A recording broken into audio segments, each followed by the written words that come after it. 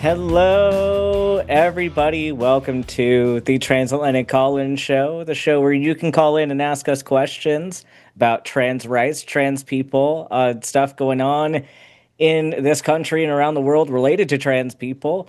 I am Dr. Ben in my new mandated uniform as per the executive office. So this showed up in the mail and it was like, you have to wear this or you revoke your doctorship. So I had to do it. But with me, of course, is Luxander, and we are excited to be here today. What's up? Yeah. I just realized that we kind of match a little bit. Like, I think that yours is supposed to be like reddish or something, but it's like I'm Yeah. wearing orange, like a dark orange, and so we've just accidentally matched today. So that's fun. Yeah, things are going good. I'm doing pretty okay. Nothing too crazy. I'm trying desperately to not be on social media. My thing is this week that I've joined a couple of local Facebook groups where there's lots of conservatives. So I live in Oregon. It's a purple state. Part of why I moved here was to try to keep it from going any further conservative. Because I could have moved to Washington, but that's not really going to help anything. So it's I'm trying to instill some class consciousness into people and do some of the educational trans stuff and kind of like taking the moral high ground on a lot of things because they're rude. Conservatives, they're just rude. They're just assholes. You're explaining something to them and then they call you a chucklehead or something. And I'm like, oh, I thought that we were having a conversation, but you just want to be rude. I really hope that you are not one of the conservatives that gets on their high horse about how rude and condescending the left is. So yeah, that's kind of been the thing that I've gotten sucked into this week, and it's a mistake, and I shouldn't be doing it, but that's what I'm stuck doing. But yeah, here we are. We're doing it. Yep. And yes, you can get your calls in. This is a live call-in show. The number is at the bottom of the screen here, 720-619-2288. If you'd like to give us a call, especially if you want to disagree with us or you think we're going to disagree with you on something, we will probably prioritize your call. We have lines specifically available for that purpose. So if you want to tell us that trans people don't belong in sports, if you think trans people don't belong in the military, if you think that driver's licenses should be sex assigned at birth only, anything like that, give us a call. And we do have some lines for some more ally calls, but those are limited. So if you want to get one of those are, I believe, already full right now. But if you want to get on for that, wait until another call ends so that you can take that spot. But use the phone number below if you want to call from really anywhere. You can use the web link if you're from outside of the continental Americas, so please be responsible with that. You will get booted if you do not follow the rules on that. So, with all of that being said, let's get into the poll from last week. So Oh yeah, last week speaking of we the asked staying off social you, media. have you been avoiding consuming news more or less in the past 6 months than in the months prior? 40% of you said more, 27% said less, and 33% said about the same. Yeah, it sounds like you've been taking some time off from social media. Do you want to expand on all of that? Yeah, I mean, I I just don't think it's particularly productive. If something important happens, Jimmy will text me, or we do the polls every week, and so I'll go check what's the previous week of anti-trans news that we could potentially talk about in the poll. I have I've basically deleted all social media off my phone. I don't have Reddit, I don't have any of those things on my phone, and I have an RSS feed actually set up now. So I did subscribe to a couple specific news channels. Like I've got NPR, I've got the Oregonian, Aaron in the Morning, and Pink News kind of are the main newsy things.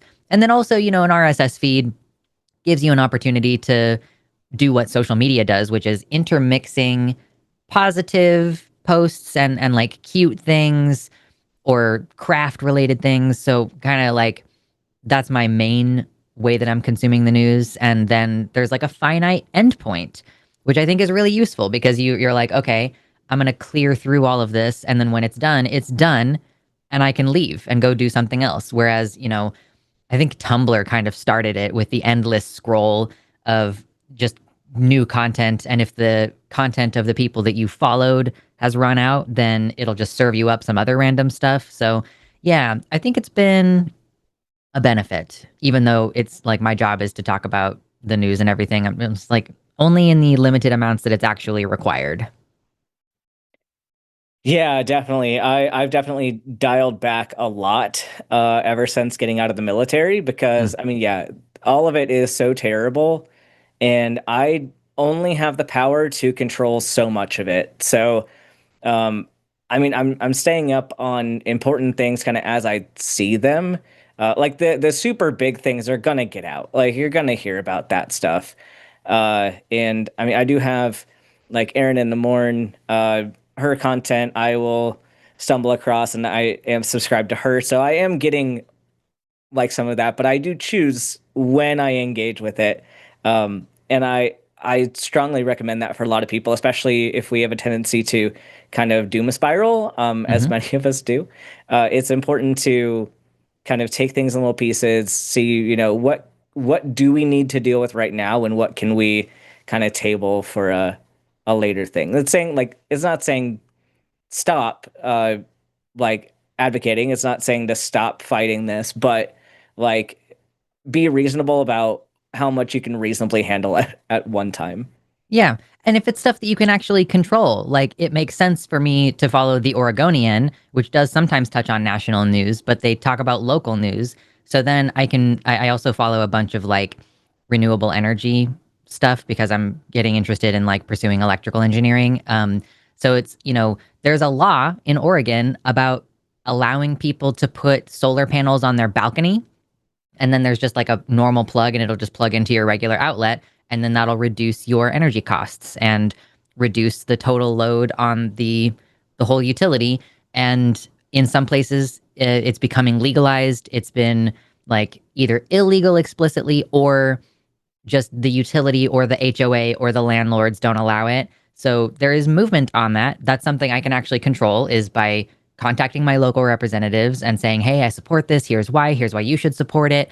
We want more energy independence and more jobs and everything." So, investing in renewable energy is good. Therefore, like I'm not spiraling about something that I was like, "Oh, Trump is killing the wind energy off the coast." Like, okay, well, there's nothing I can do about that. So thank you for telling me, but I don't need to have that in my brain right now. I'm like a big champion for, focusing on the things that you have control over as a means of avoiding the anxiety spiral. Just what can you actually do? Maybe you need to take a break and go do your dishes, and then your kitchen will be clean. And then you can feel a little bit better mentally, and you accomplished something, and you're no longer spiraling. So that's what I'm trying to do. Oh yeah, and something else with that, there are there are some pages, primarily like on Facebook and similar websites, where they're recycling old trans news, like stuff Hmm. that did not come out yesterday, that came out in like September, October, or Yeah. even like May 2025, because they want to get clicks from it. So they'll frame it as this is happening right now. Like, no, this is old news. This is Yep. something that already either already passed or already like was shut down. So it's not worth going over that again. And it might be worth, blocking some pages that keep doing that because, it's not helpful for anyone except for their news media They to make frame it money like that. off of the Yeah. engagement on those posts. So it's especially like conservative pages posting trans news. You get all this outrage in the comments. Oh, these people are mentally ill. Oh, they should stay away from children. And somebody is making money. Somebody is profiting off of that outrage. So keep that in mind as well when you're thinking about how you're going to engage with those topics, that you're not accidentally enriching somebody who is profiting off of your stress and your anxiety and your oppression. Yeah. And with that, let's read this week's poll, and then you all can vote on it. So, should trans men with a gender marker change be automatically registered for the draft? I definitely want to hear everyone's opinions on this. So you can vote yes or no, and then of course vote throughout the week as well, so you can see uh, the final response next week. And we will talk about But it after we take a couple calls. yep. But we do. It looks like we have a call that wants to disagree with us on something. So let's Ooh. jump into that one first. Let's talk with Dom. Pronouns are he, him from Tennessee. Dom, you are live on the line with Dr. Ben and Lux. What would you like to talk about? Good to talk to you. Thanks for having me. Can y'all hear me? Yeah. Yeah, we can hear you. Okay. Okay, there's a bit of a delay. Okay. Basically, first off, I've been watching y'all on YouTube and stuff, so I just wanted to talk about some of the stuff that I've seen y'all talk about. I agree with you for the most part on like everything. I'm a stealth trans person from like a rural southern area, and so like I do think that reality supports trans rights and stuff, but I also think that like we sort of need to kind of meet people where they are. And I think we've broken away from the past legal framework that we have used in the U.S. I'm talking U.S. only because that's where my education is the U.S. legal system. So if y'all have examples from other countries, that'd be cool. But like we've broken away from the framework that we've used in the past to secure rights for all other marginalized groups over time. And we're sort of at least I don't feel like we're trying to force anything because I think that, you know, we hold these truths self-evident that everyone is created equally, right? But like in order to make that the law of the land, we need to kind of meet people where they are and embrace like incremental change and kind of like allow people to come towards us at their own pace that is comfortable for them. So I want to what do you mean by clarify. that? Y'all. There's two different issues Okay. there. There's kind of like the legal issue, and then there's the kind of rhetorical part of how to persuade people. So I'm curious, like, if you think that the way that trans civil rights has been proceeding in the legal system is abnormal to what we've done, that's an interesting topic as well. I just feel like it's a little separate from the idea of meeting people where they are in terms of like how we speak to people or like how we get them on our side or something. Like, so can you clarify a little bit there? Okay, I'm speaking more on the legal framework side because I do agree with your distinction between the legal side and the rhetorical side, and I do think you know that some people are in the wrong on the rhetorical side, but those are individual actions from like person to person, and there's not really anything we can do as a whole to like you know police those interactions between people. So that's not really something that I think there's anything we can do about. We can discuss it if y'all want to, and you think there's like anything some kind of blind spot there that you think would help me, I don't know, understand Well, I'd like you to what let me the know, goal like, is. what is the difference between the way that trans rights are being pursued legally versus other types of civil rights? If that's a difference that you see, can you lay out for me what the difference is? Okay, so the basis of what I like, okay, the majority of where I would be arguing this from would be on the recent Supreme Court case that had to do with us being able to get our passports and all of that different type of stuff. So in that case, and there might have been another case that got rolled in with it, but Chase Strangio was like the lead attorney arguing on our side, you know, to try to get our rights and stuff like that. So in that particular case, do either of y'all, I don't know what your areas of like specialty are you do either or have either of y'all studied the law? Are y'all like you're asking me, so I'm assuming you know that there are like different tests for different areas of rights within the law and things like that. And Sure, like we both different are like self-taught, I would say, on the legal stuff. Yeah. Just like a familiarity because we're trans, but not okay. any formal study. Okay, so there are different criteria that are used to put different categories of people in the U.S. into different protected classes, right? And so the criteria for being part of those different protected classes is different. And so for the argument that we were in the past, okay, I'll go back and answer your actual question now. So in the past, we have worked within the legal framework of whatever is there in the courts currently in order to try to change the law. So like, for instance, when I'm black, by the way, when back when we were still slaves, the argument that we made was like, we're not property. The argument that we made was not, you need to go ahead and give us the right to vote and stuff like that. The very first argument is we are not property. And then we move forward from there. We make an inroad in the legal framework that we currently have, and then we begin to move forward from that point. And so I believe that that is not what we have done in the trans rights arena. We have gone from, like, we haven't taken not necessarily what I would consider the proper steps, because obviously I loathe that we would have to take these steps, but these are the effective steps that we would have to take in order to get to where we want to be. So, like, for instance, in the recent court case, the current legal framework that we have is, in order to get the types of protections that we were arguing for in that case, we would have to make an argument that the condition that we have is immutable, right? And that argument isn't really based on our opinion, whether, you know, what our opinion of immutability is. It's based on the current legal framework in the United States of what immutability is. And the argument that we put forth... I get where you're coming from. I disagree with taking this small of an incremental approach. Like, I definitely think, like, we can't shoot for the moon, like, all in one day, but there's an issue here with timing. And one of the big things with this is that this is a medical issue.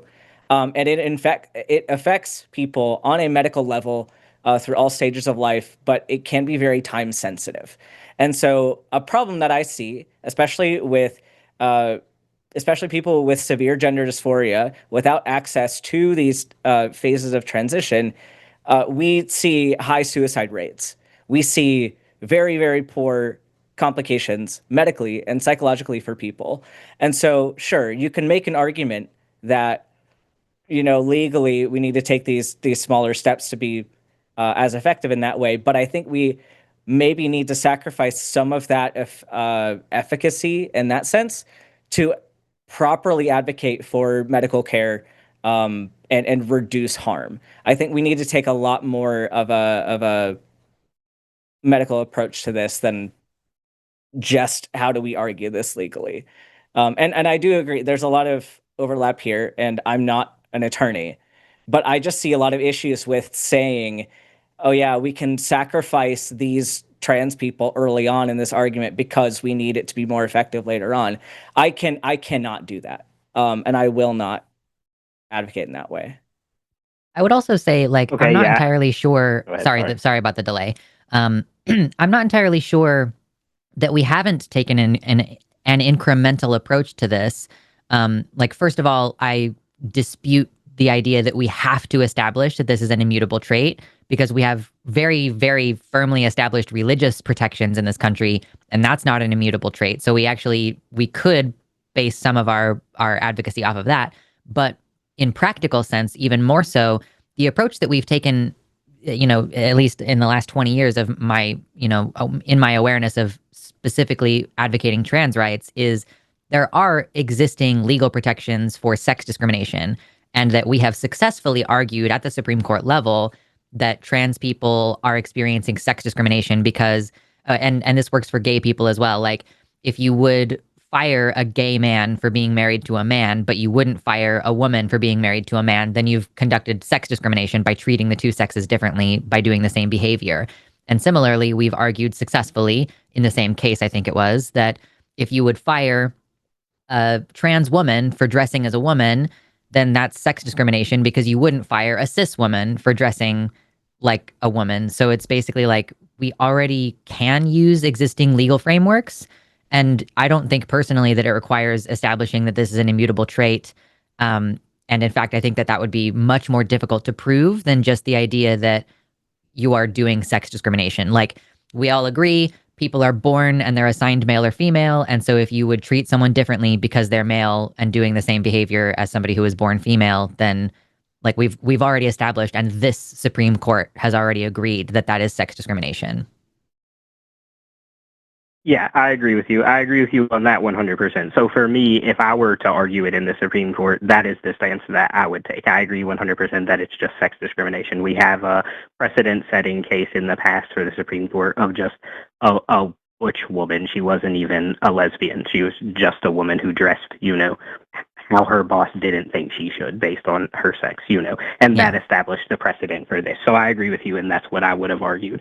So basically, my problem is that the people who we have in the actual positions to make these arguments are not making the proper argument when they take this to the public or to the court or to the TV show or whoever. We have somebody who makes a very poor argument and an argument that they cannot support instead of a good argument that can be supported. But then if they do take this argument, this or argument to the court or to the court of public opinion, for instance, then they don't properly support the argument because they start bringing in things that they probably should not bring in to a discussion about this type of argument. Like, for instance, I'm sure that, do y'all want an example or do y'all want to say something? Yeah, I want some examples because I think like there's a lot of talk about these people are doing it wrong, but I want to know exactly what you think they're doing wrong. Like, what's the meat of this? Yeah. So the specific example that I brought up earlier about the recent case with Chase Strangio making the particular argument that he made, I'm going to tie that in together with another call that I saw on y'all's show I saw it the other day, but I think it was from like a month ago, where someone was saying, someone else who was trans called in and y'all had a nuanced discussion. And part of that was, well, these are the types of nuanced conversations that we can have within the community. Whereas when we're discussing this on the stage in front of cis people and things, these are not the types of things we need to bring up. And I agree with that. And so I think we should hold that same philosophy when we take this, for instance, to the court. And so that was what happened I want to jump in for a second because I think earlier you mentioned that Chase Strangio was working on passports. I think the most recent thing he was doing was related to gender affirming care for minors. That's what I'm and that was kind of a big case with him. So, yes, yeah, so that's he made the argument he was working on. The argument that was made, what I can see, was that he argued that not allowing trans minors to access the same medication that cisgender minors can receive is a violation of the equal protections amendment, like the 14th Amendment, treating people the same way under the law aspect of it, basically. So, if you think that there's a passport case, I don't know which one you're talking about. Okay, so I'm referring to a specific portion of the oral arguments for the case that I'm sorry, I should have come prepared with this specific case name so that you guys would know. It's the United States versus Scrimetti. Go ahead. It's the United States versus Scrimetti. Yeah, I'm pretty sure that's the one that I'm talking about. That's the healthcare one. Are you trying to talk about? Are you trying to talk about the passport one? Like, which case are you specifically wanting to I'll address? give you the example from the oral arguments from. I'm pretty sure it's from Screddy. So basically what came up in the oral arguments was the discussion of immutability because of the argument that we were making. And the justices were asking our side about whether or not our condition was immutable. And our side said, yes, the condition is immutable. And so then the justices, of course, began to ask more questions to interrogate that position. And so they started asking us about a lot of the basically like xenogenders and like non-binary different genders and stuff. I don't know. I'm a binary cis person, so I'm not super familiar with a lot of that stuff. But so they started asking about a lot of that stuff, and they got to I think it is gender fluid and bigender and stuff like that. And so they were asking, does a person who has this condition have the ability, if they were born one sex, to then later sometimes be a gender that aligns with their sex and sometimes be a gender that does not align with their sex? Our side answered that question, yes. I don't really know what the exact, like if that was the correct or incorrect answer to that question because I'm not one of those genders, so I don't really know how they feel. But so our side answered yes, and then the court was basically just like, okay, if that is the case, then it's not immutable because they have the condition one day and they don't have it the other day. Now, you all are going to disagree with that position of the court, and I also disagree with that position of the court because the person still holds their overarching, whether it is like bigender or gender fluid or whatever it is, the entire time. So I would still consider that to be immutable. But also, y'all know from like rhetoric rules and different things like that you have to consider your audience when you make an argument. And I feel that knowing our audience on the Supreme Court, we should have come prepared with a better argument than that. We should have known that was going to come up, and we should have had a way to refute that argument on the floor during the oral arguments. But obviously, oral arguments aren't the end all and be all of it, and I don't think that's necessarily like the only reason that case didn't. You're talking a lot, and can we? I think we need to. Yeah. Go ahead. Sorry, guys. Y'all go ahead to address this together. But is your main point? Like, I kind of want to get to the meat of which part of the argument do you think was a problem? Instead of going through like all these points and just say in general, like this was not the way I would have handled it. Okay. What specific, and you're calling people here, we don't have any power over what those attorneys say in the courtroom. No, I know. What is the particular issue that we should take away from this discussion? Like, what is being argued incorrectly? What specific point can we address going forward? What do you think we should be doing better on? I want to try to steelman it. So what I'm hearing basically is that if we were to acknowledge in this context that gender can be fluid, then that is conceding that being transgender is not an immutable trait. Is that like a good, Correct. Concise? Okay. So, I mean, I guess I would have just argued like, okay, a bisexual person might be in a relationship with a man and then in 3 years be in a relationship with a woman. And that does not mean that their sexuality is not immutable. So I don't know, like maybe that was like a curveball that the arguments were not prepared in advance for. But yeah, I guess it's like, I just think it's tricky, I guess, to acknowledge that maybe sometimes people don't know that they're trans until much later and everything. Like I said, like, yeah, maybe the misstep here was to agree that it's an immutable trait at all, or that like you can have a belief about yourself in the same way that people have a belief in Sky Daddy, and that's still a protected case, or like still a protected trait or something. But yeah, I think we're constantly looking for ways to refine our arguments, whether that's before the Supreme Court or whether it's just here on our call-in show. And I think what I have come to understand personally is that when there is, if the entire machinery of government or the entire machinery of like the medical complex which is subject sometimes to political influence, like we see with the NHSs in various European countries as they roll back trans access to care. There's not like a lot that we can actually do. And I think that we do reach a certain point of futility with being like, well, we could have said this or we could have done that, when the conclusion was already written before we even had an opportunity to speak.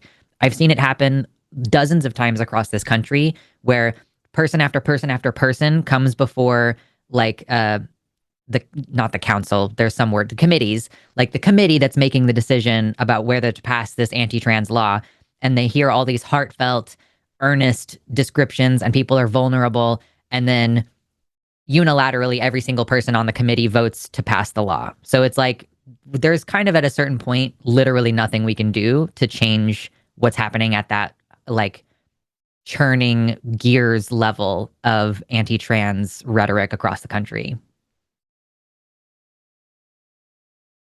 Okay, so some of what you said, Lux, I agree with you. Ben, you asked me a question when you finished earlier. Did you? I can't remember exactly what your question was. If you want to repeat it so I can answer that and then respond to both of y'all, or y'all can interrupt me, or however you want to do it. I don't know if the question is relevant anymore, because we were just like, I think we got to the point of how we argue the whether or not gender fluidity is immutable. And yeah. I think that's, and if your point, Dom, is to say we could have phrased this thing better or we could have come more prepared for that argument, I'm not going to push too much on that.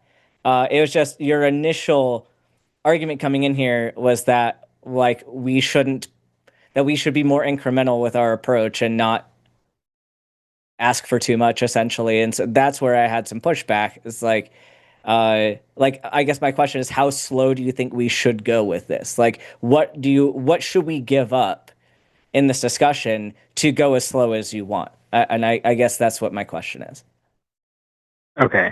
And then earlier you mentioned something about sacrificing some people for some other people. So I don't think that we should do that. And it's not that I think that we should just go slower. It's that I think we should work within whatever like argument is going to be most effective at that time. So like right now, personally, I think that the best argument that we could make is the one that would solve the medical and insurance issue that you mentioned earlier, which is to make an argument that this is a medical condition that requires some type of medical care, even if that's just like mental health care, which is therapy, and then that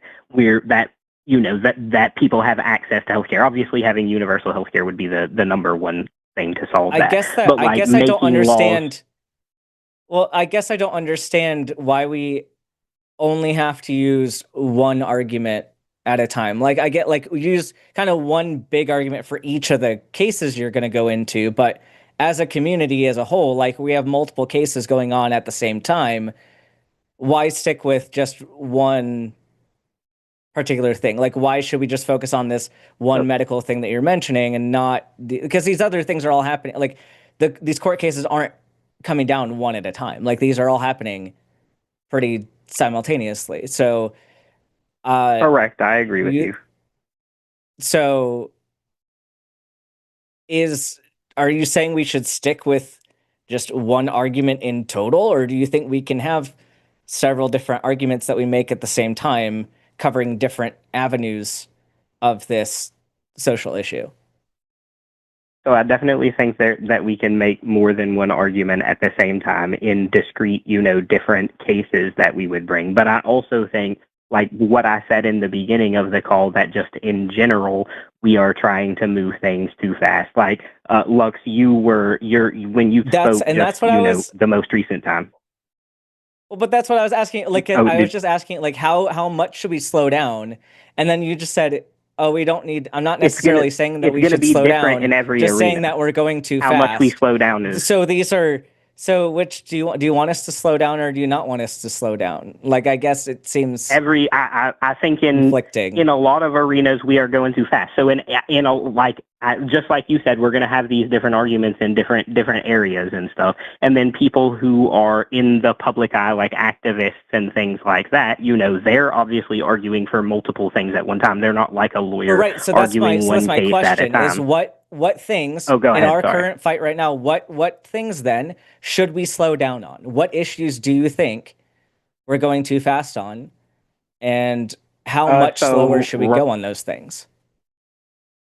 Right now, so obviously the first thing that I mentioned, making legal arguments past where we should be making them for any particular thing that we're arguing for at that time. And then like in the social arena, like I think we are pushing social acceptance a little bit too fast and not taking the time to let people get used to things. What examples of social things are going too fast? Give me a solid example. Okay, a specific example. The one that everybody always brings up is like the pronoun stuff, or like, I don't know, bathroom access stuff or locker room access stuff. And I mean, okay, sorry, I got confused because I'm watching the video. I thought you were about to talk. Well, so you hint on bathroom access. Do you think do you think we should not be pushing for bathroom access? Do you see that as a slowdown issue in your mind? I think we should be pushing for it, and I think that I don't think we need all the laws that the right wing is making. I think everything was totally fine when everybody just did whatever, made everybody themselves and everyone else comfortable and everything like that. But then I also think that like a lot of people are going sort of too far, and that is in like, okay, now I know you want specific examples. So yeah, like, I do. Yeah. Yes. And this is part of why I called in. This is part of why I called in as well, because I probably have blind spots, and you guys are good at pointing those out to people in their logic. So if I do, I would like for you to point them out to me so that I can confront those and try to, if I'm wrong, I can change and stuff like that. But like, okay, I heard another conversation that y'all had with somebody about bathrooms and locker rooms and all that stuff a while back. I think everybody should use the bathroom or locker room or whatever that aligns with their gender identity. And just like y'all always say, just don't be dumb about it. Nobody's in there waving their genitals around and all this different stuff. And then, but I think the crux of what causes the issue in that arena is that we are saying that self-ID is the end-all and be-all of what someone's gender is. And I mean, ultimately it is, because the only way for us to know about it is to ask someone about it and stuff like that. But that's one of the things that we accept that because it's obvious reality to us. But for like the majority of cis people, they are just not yet ready at this point to accept that if we present it in that So what way, are you willing right? to compromise, Dom? What are you willing to compromise on that? What are you suggesting we do? What I suggest that we do is like, basically, when cis people make that stupid argument that they always make, well, what if somebody just pretends to be a woman and goes into the women's bathroom or whatever? Basically concede the point that, like, yes, a man could just say he is, because that's what they want and that's what they're getting at. And with self-ID, it's literally possible for a man to just say, yes, I have a good faith identity as a woman. I am a trans woman. I haven't done any whatever, blah, blah, blah yet. I mean, usually, Dom, transitioning when I'm confronting that argument, the things that I bring up are that in a practical sense, trans people are assaulted in the bathroom more often than we assault people. So we are not going to knowingly put ourselves in a dangerous situation. There are plenty of trans women who use the men's room or avoid using public restrooms, period, so that they can avoid making people uncomfortable because it's physically unsafe for them. And my follow-up is, what in God's green earth is stopping a man from just saying he was born with a vagina? And he doesn't even have to dress up as a woman. Like, he could just walk in there and say, well, I'm supposed to be here. Trans men are supposed to use the female restroom. Therefore, I am where I'm supposed to be. So it's like, you can't rely on, like, there's like people who are going to have bad faith interpretations, or like who are going to enter the space in bad faith. And usually that's not going to be a trans person. Additionally, I will argue that assault or voyeurism, those things, harassment, those things are illegal anyway. And if it's illegal for a man to enter the women's restroom, if he was already intending to commit the crime of harassment or sexual assault, then there's not like a magical ward at the doorway that's going to stop him from breaking that law as well. Yeah, I agree with that. But so the argument that I generally hear in response to that is that no one is doing that. No one's going to do that. And like, I agree that probably no one's going to do that. There isn't evidence of it happening. The argument that I would prefer that we use is just that person is not trans. Like, that's the argument that a cis person is making, that person is trans, and my argument would just be. But so here's then the that issue with those arguments, though, self-ID Dom. thing. The same issue with that is the same issue with why self-ID is the most important thing. Is because we have no way, at least no reasonable way, to prove whether or not somebody is or is not trans. And so I think I don't want to take an argument where I'm asserting that somebody else is or is not trans, because I don't know. And there isn't a way for me to know. And so even if somebody is trans and they do a bad thing, that doesn't mean that they're not trans. It doesn't mean that I know for sure they are or they aren't. And so I don't think that's the way to take this. We need to focus more on the specific actions of the people that are going into those bathrooms. And like Lux is saying, like, focus more on the fact that, is somebody going in to assault somebody? The assault is the problem. The identity of the person going into the bathroom isn't the problem. If they walk in and do their business and leave, I don't see any reason why we need to concede that particular point. So I hear what you're saying, and like, I agree with you, but I don't think that like, a person who poses that question, right, their whole argument is that this person, that having a trans bathroom law is going to keep this person out of the bathroom.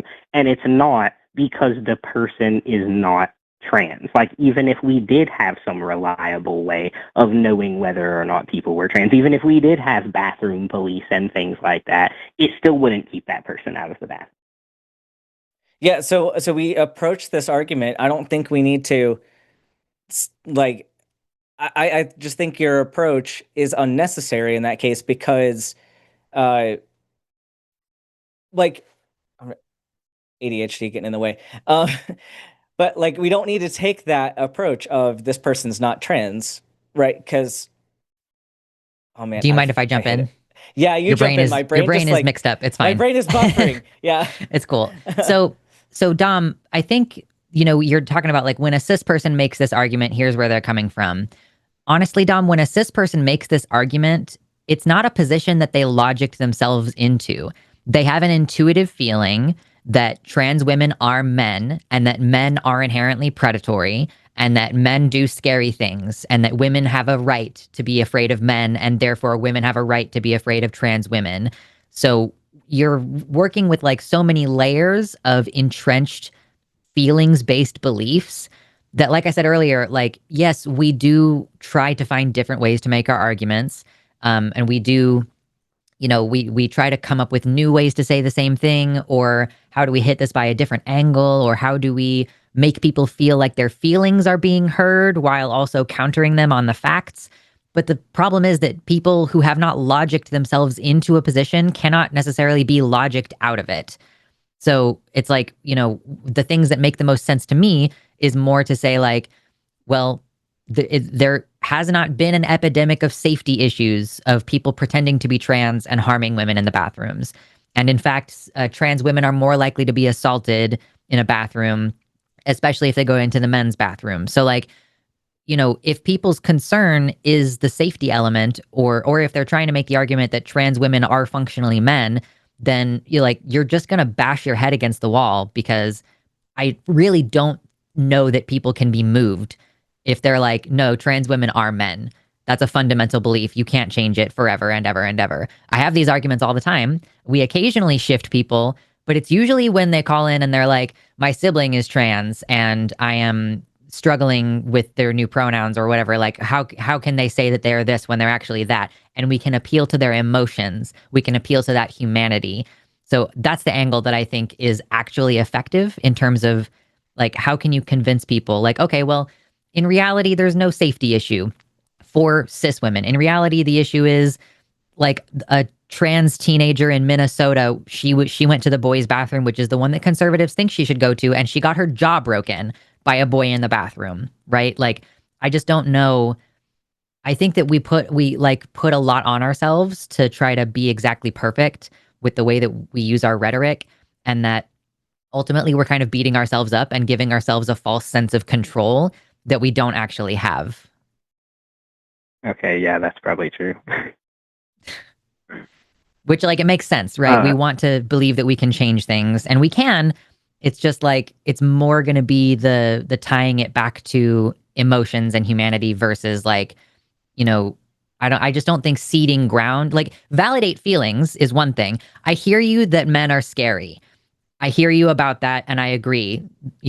Even trans women have to be worried about men. Like, validating the feelings without validating the underlying belief that trans people are deceptive. Like, right, because that's what's getting tied in here, that men will deceptively claim to be women to enter the female spaces, because that is what a trans woman is to these people. A trans woman is a man lying to get access to the space.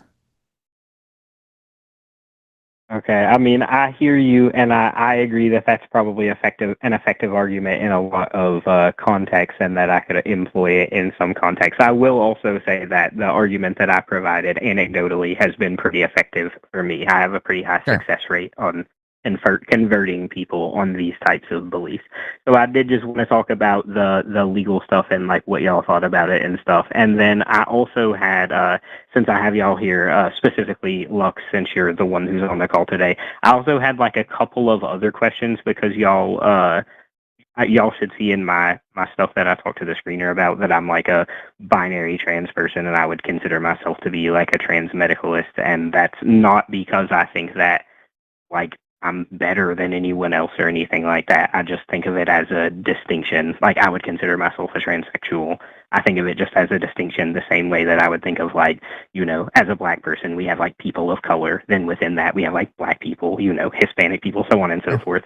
And it's just a distinction under the trans umbrella. Now that's like my position. But because that, number one, that's my position. I have my personal experience, which is pretty much all I have to go on, because I don't really know too many other trans people given like where I live and things like that.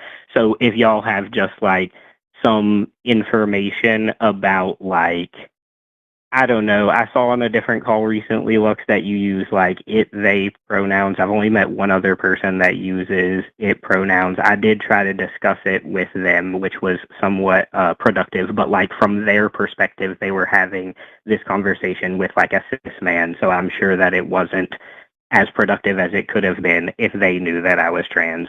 We landed on using they pronouns when I talked to that person, because for me, it just feels very dehumanizing, not really based on any personal dehumanization that I've personally experienced, even though I have, of people referring to me with non-human terms, but like more like the historical context of a particular like group of people, like black people, for instance, who were thought of as non-human, like were Jewish people, for instance. Like, I just don't like the implication of owning like being dehumanized by the majority group, but like maybe I just like don't understand it or something, and maybe you guys could help me or something. Well, we don't have a lot of time left for this call because we do have a couple other callers, and I want to try to get some more of these people I see in the chat who are getting muted. I'm trying to get some of them to call in. But basically, Okay. I don't know if this may surprise you, but I also consider myself a non-binary transsexual. So, like, I can agree that there are some ways in which that term has utility, and that undergoing medical transition is a particular type of struggle that trans people go through. Some trans people don't go through that. It's like, so there's different, aspects of the community that I can agree it makes sense to label those things. I don't come out front and center and say I'm a non-binary transsexual. It's mostly when it makes sense to come up in the conversation. But as far as reclaiming dehumanizing language, I mean, I think that lots of different groups do this. Like you are a black person, maybe you don't, but many black people have reclaimed the N-word. And, there is a difference between y'all saying it to each other versus a white person saying it to you. Just like with us, we can say we are queer. But when I hear one of those pastors say, these queers, I'm like, haha, I'm in danger. Like, I know that there's a difference in context there. But for me, it's kind of about, like, first of all, why is being non-human bad? Like, I'm sort of challenging the idea that it maybe in a way that people could see as being adjacent to what a vegan argues, that like non-human animals have lives that matter just as much. And like the idea that via dehumanization, we otherize people and alienate ourselves from them in a way that allows us to treat them badly. I guess I'm sort of trying to challenge that on some level. And I'm also trying to take power out of it. Like, you can call me a freak, you can call me a T-slur, you can call me an F-slur, and I'm not saying you're welcome to, but I'm saying it's not going to harm me because I've already adopted those terms for myself. So, kind of to make a long story short, that's my approach on it. And also, its pronouns are so punk rock. So it's the fact that it's sort of confronting and punk rock and like in your face that made me like them in the first place. Okay. Okay, that makes sense. And I really appreciate the argument that you made from like why it's being not human. I didn't think about it like that, because I agree that animals and even plants and anything that is alive is no less than what we are. I think of all of that stuff as people as well. We should respect it. We should, commune with the world and things. We come from the world and everything. So that actually does help and gives me a better perspective on that. So I really appreciate it. And I appreciate y'all's time and y'all talking to me and everything. So I hope y'all have a good day. Yeah. Thanks, Dom. We appreciate you. Thank you for your call. Bye. Appreciate it. Y'all have a good one. Listen, we have 2 streams going today. People don't know this maybe, but we usually have our horizontal stream, but Arden is magic and she figured out how to do the simultaneous thing. So we are also vertically live. And the vertical, we get into more people's algorithm that way. So whether you're watching on horizontal or vertical, if you would really quick do me a favor and click the like button, or if you're watching it on your phone, double tap the screen and it'll like the stream. If you will click the share button and then copy the link, as far as YouTube is concerned, that counts as sharing the link. I'd love it if you posted it to your social media as well, but you don't have to. I see a bunch of people in our vertical stream chat who keep getting muted, who clearly have arguments that they want to make. You want to tell us, what like that you have a problem with what we believe, but we don't really allow debate in the comments here. We want people to call in. That's the reason why y'all keep getting muted. So if you want to if you have a comment for us, if you disagree with us, if you think our position is anti-science, or if you think it's absolutely ridiculous that people, transition, or that we identify as a gender besides what we were born as, we want you to call in. Like, I see some person just said that's a dude that thinks he's a girl. Call in, please. There are two genders. Call in, please. The number is 720-619-2288. And if you call in and you have a confrontational thing going on, you get priority. We'll take your call next. Yeah. We have people waiting who are asking advice and things like that. But if you call in and you say, I think these people are delusional, you will get to the literal top of the list. We will take you next. So yeah, we appreciate y'all being in the chat, but we would love it if you brought some of these conversations up to us so that we can actually hash it out, so that we can hear you and hear your arguments and tell you what we think. And if you're a little bit disrespectful, we will tolerate that. Yes. Can we do some promo? Yes, let's do promo. I was gonna do that. We have LineCon this week. OMG. Yeah. Yes. Do you want me to do it, or do you guys got it just from this? I know all the things. Okay, hit it. So on our Patreon, if you join for $15 a month, that basically gets you a ticket to our private event. It's a convention that we do online. Usually it's only once a month, but this month we have two. So on Friday, we have LineCon actually tomorrow at 5 p.m. Central Time. For the $15 ticket. And we are going to be having Matt Dillahunty presenting on magic and skepticism. Each person gets a 20-minute talk, and then there's an hour-long Q&A with all three of those hosts afterwards. So we're having Matt Dillahunty. Sarah Leaving Faith has just recently joined our team. She's going to be talking about deconstruction and the nervous system. Fascinating topic. We have Eric from Skeptics and Scoundrels, who is talking about cults, what is and what isn't a cult. That's going to be tomorrow. And if you get your ticket and you go tomorrow, then you will also be able to join us on Saturday this weekend. It's going to be at 3 p.m. Central Time. And we will have Alyssa talking about sex in media. And Dr. Ben is going to be presenting How to Think Like a Doctor. And we'll have Seth Andrews talking about Jefferson's Jesus. That's patreon.com/calltheline to attend our LineCon event. Patreon is the best way to support the channel as far as if you want to see more growth, if you want to see us do more things. Something that we are really looking forward to doing is eventually having an in-person convention. So we do these little micro conventions once a month, but we would love to do a fully fleshed out event, ticketed event where you come in person and see our hosts and watch our panel shows and get to have those discussions and meet other people in the community as well. So support us on Patreon. It's the number one way to make sure LineCon in person is going to happen. So join us Friday and Saturday this weekend for all those wonderful talks. You can also join us at the $5 a month tier for the, you can see the event afterwards. So you won't be able to participate in the live Q&A, but you'll be able to watch the whole event after this weekend. So $15 a month for the live show, $5 a month for the after show. That was a monologue. You had that prepared. Listen, I produce all the shows, so I know the so things. You hear it all the time. Yeah. Yeah, and of course, there's some other stuff that goes on this channel as well. So we talked about LineCon. There's also other shows, including the Sunday show with Matt and Paula Gia. And then after that, the Sunday show After Dark with Forrest Valkai and Godless Engineer. Then Skeptalk on Monday with Forrest and Erica, always. It's our 8-hour show. Great turnout for that one. Chewed Gum on Tuesday with Alyssa and To Be Determined, second host. And then the Hang Up on Wednesday with Matt and Thinker. And then TACIS right back here again with Riverboat Jack and Josie. So great week ahead of us. So be sure to not only be active in those chats, but also like, subscribe, turn on notifications, get those super chats in. All of that goes a super long way. So thank you everybody for being here and hanging out with us. Yeah. Again, I still see y'all in the chat getting mad. You got things to say, just call in.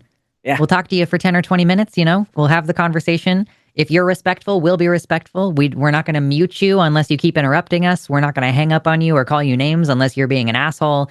Call in 720-619-2288. And if you haven't hit the like button already, please do. Thank you very much. Yeah. Do you want to do one more before we get into the poll? Looking at 11-4 maybe? Yeah, let's go ahead and do it. All right. Let's talk with Chris.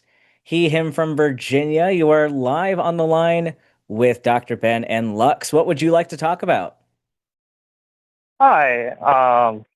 Well, that's the first time ever doing this. Like, I've been watching y'all content, like, on the line and Jovan. And yesterday I was in Jovan's stream. People told me to come to this to talk about this. Because I don't really want to debate or anything. I just want to understand and, like, learn. Because I learned from my mom that my two brothers are actually transitioning, doing HRT. And my dad's a very big Republican, like MAGA. So they don't get a lot of support. And, like, I'm in Virginia and they're in New Jersey, and I haven't seen them for 5 years. And I kind of want to be like, how do I show them that, like, somebody in the family's there for them, kind of thing? That's really what I'm looking at. Sure. So, like, I know you, Alexander, you said you're non-binary, so you're transitioned, and I understand I called in this show because of that fact. And, like, I kind of want to pick your brain a little bit about, like, did you have somebody who was in your corner during all of this, like, uplifted you? Like, what should I do to be that person in their lives? Yeah, I mean, I would say the most important thing is to just reaffirm that you love and care for them. And if you are able to provide ongoing support, honestly, you can do, if they're younger, sending them memes. If you see any trans affirming memes online, like I saw this one, and it's offensive, but it's funny. It's like she's talking about, like, oh, I met this guy who was like, if trans women aren't women, then why is every single one I meet an absolute bitch? And it's like, okay, it's like, it's a little spicy meme, right. A little gender affirming spice. And sometimes people send me trans memes that I've already seen 100 times, but I'm like, I appreciate that you were thinking about me. Yeah, just being a presence is important, and being like, even if you slip up, if you make a mistake with the pronouns or something, then just correct yourself and then keep it moving, I think is also really important, like not making it a big deal. Yeah, I try not to. Like, it's actually my older sister and my younger sister. I'm the middle child, so it's kind of odd that it's like one up and one down kind of are transitioning relatively at the same time. And I, like, just happen to find the line and, like, just try to learn about all this stuff. So I've, like, kind of done, like, the research into, like, how medically it all occurs.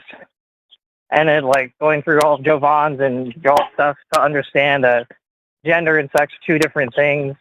And to, like, accept these things, because obviously this is something I've thought about until it, like, happens relatively close to home. And so, like, just knowing my dad is, like, who he is, I don't, like, they have to be kind of miserable where they're at in life because of that, because they're trying to transition, but the family's not going to be there for them. And I'm, like, 6 hours away because, like, I was in the military. Now I'm over here in Virginia. So I'm trying to be the best brother I can be to them, I just kind of wanted to understand, like, what's the best thing I could do for them, even though I'm, like, so far away. I mean, a weekend road trip might be good. Like, if you think that they might be upset in their current situation, then if you can offer them a weekend of, like, just, hey, let's road trip it. Let's go, do something for a few days and just kind of chill. Right.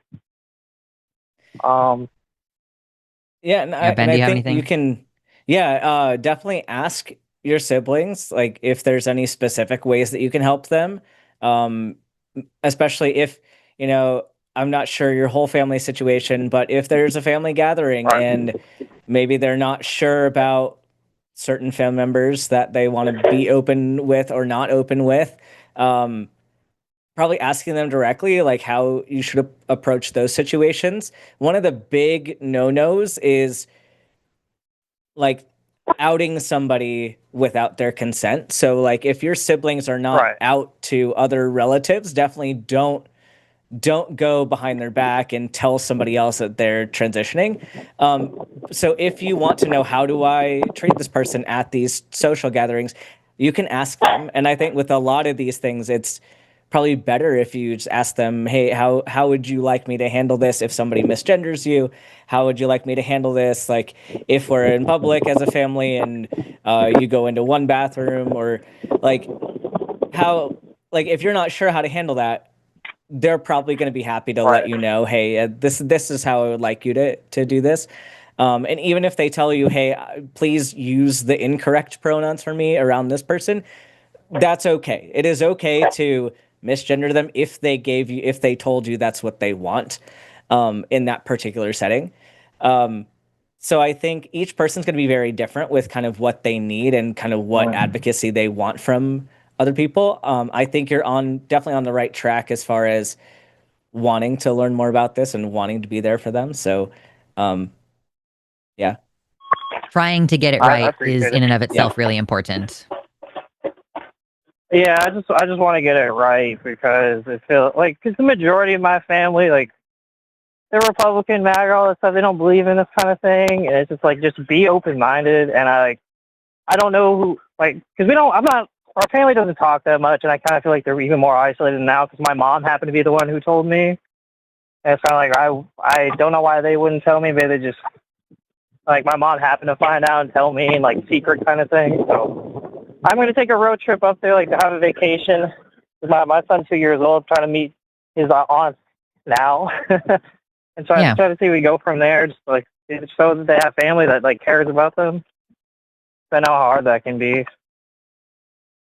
Yeah, you know? I think you're on the right track. I know it's hard to feel like you're hitting all the right bases and everything, but honestly, just like showing up, being present, being affirming, showing the love and reinforcing that that you know that the person that they are hasn't really changed, that they're still your siblings, you still love them very much, and that you feel safe having your kid around them and everything, because of all the negativity that trans people receive. Just treating them like they're a normal part of your family is going to go much further than you think. Like, you want to make sure you're doing as much as you can, and really probably you don't need to do everything. You can just be a solid presence and say, hey, I love you and I accept you and I want you to be in my child's life, and that on its own is going to do a lot of work for you.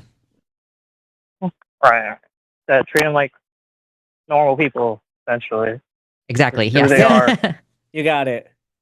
Well, I think you're on the right track, Chris. Definitely let us know if you have any other kind of big questions that come up as you go about kind of your learning journey with this. But I definitely think you're on the right track, and ask your siblings if you have any specifics for them.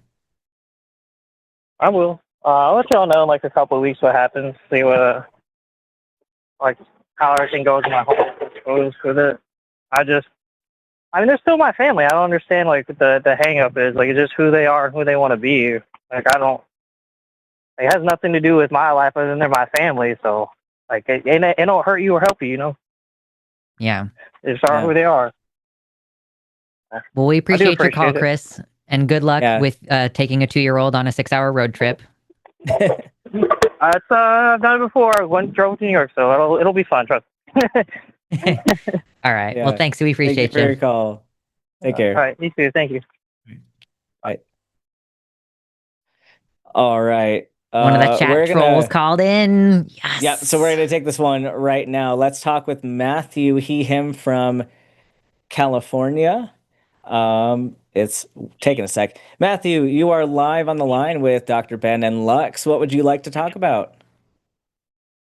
Hi, I called in because you said science supports trans ideology. I'm arguing against that solely because the science that you are quoting is infactual. What science would that be? So the science you're studying is probably the psychological science where I forget the person's name. I'll probably get called out for it, but it's the science where he took two children and raised one as a female and the other as a male. You know, the thing is both of those. The thing is, in that study, both of those children ended up growing up and ultimately hated the tests and killed them, and either killed themselves later in life. But the thing we have to also analyze about psychological studies is that 75% of psychological research does not pass the scientific method. So the fact that that scientific experiment has never been tested again means that all we are basing off of this is science. I want to just pause you for a second, Matthew. I'm just going to pause you because neither of us use that as our argument. So maybe you've seen somebody else use it, but neither of us do. When we are invoking the science on this, what we're looking at is over 100 years of basically trying out different treatments for trans people and finding that the most effective means of resolving the distress that trans people experience is by administering usually cross-sex hormones and perhaps surgery. So what we're looking at is usually medical science and medical outcomes. Yeah, and Dr. Ben is a doctor, by the way. Yeah, you're talking to a doctor. In the psychological study, I believe the one that a lot of people use is more so of a medical thing than strictly a psychological thing, right? Because a lot of the specific case that I think is similar to what you're talking about is the kid who had a botched circumcision and then was transitioned because they didn't have the technology then to, like, as they would say, it's easier to dig a hole than build a pole. So they ended up transitioning the kid surgically. And so this actually, it's not saying that that person is trans because they had the surgery. What that paper was saying is that gender dysphoria exists when you're forced to live in a gender that is different from the one that you identify as. So what that was showing was that this person who identified as male was forced to be was treated as female and was medically and surgically assigned female, and then that person had gender dysphoria. That is what that particular science was showing. But I would agree with Lux in that we are talking largely about medical science, and even with that, when we talk about psychology versus medicine or biology, the scientific method is actually very, very, it's the same scientific method.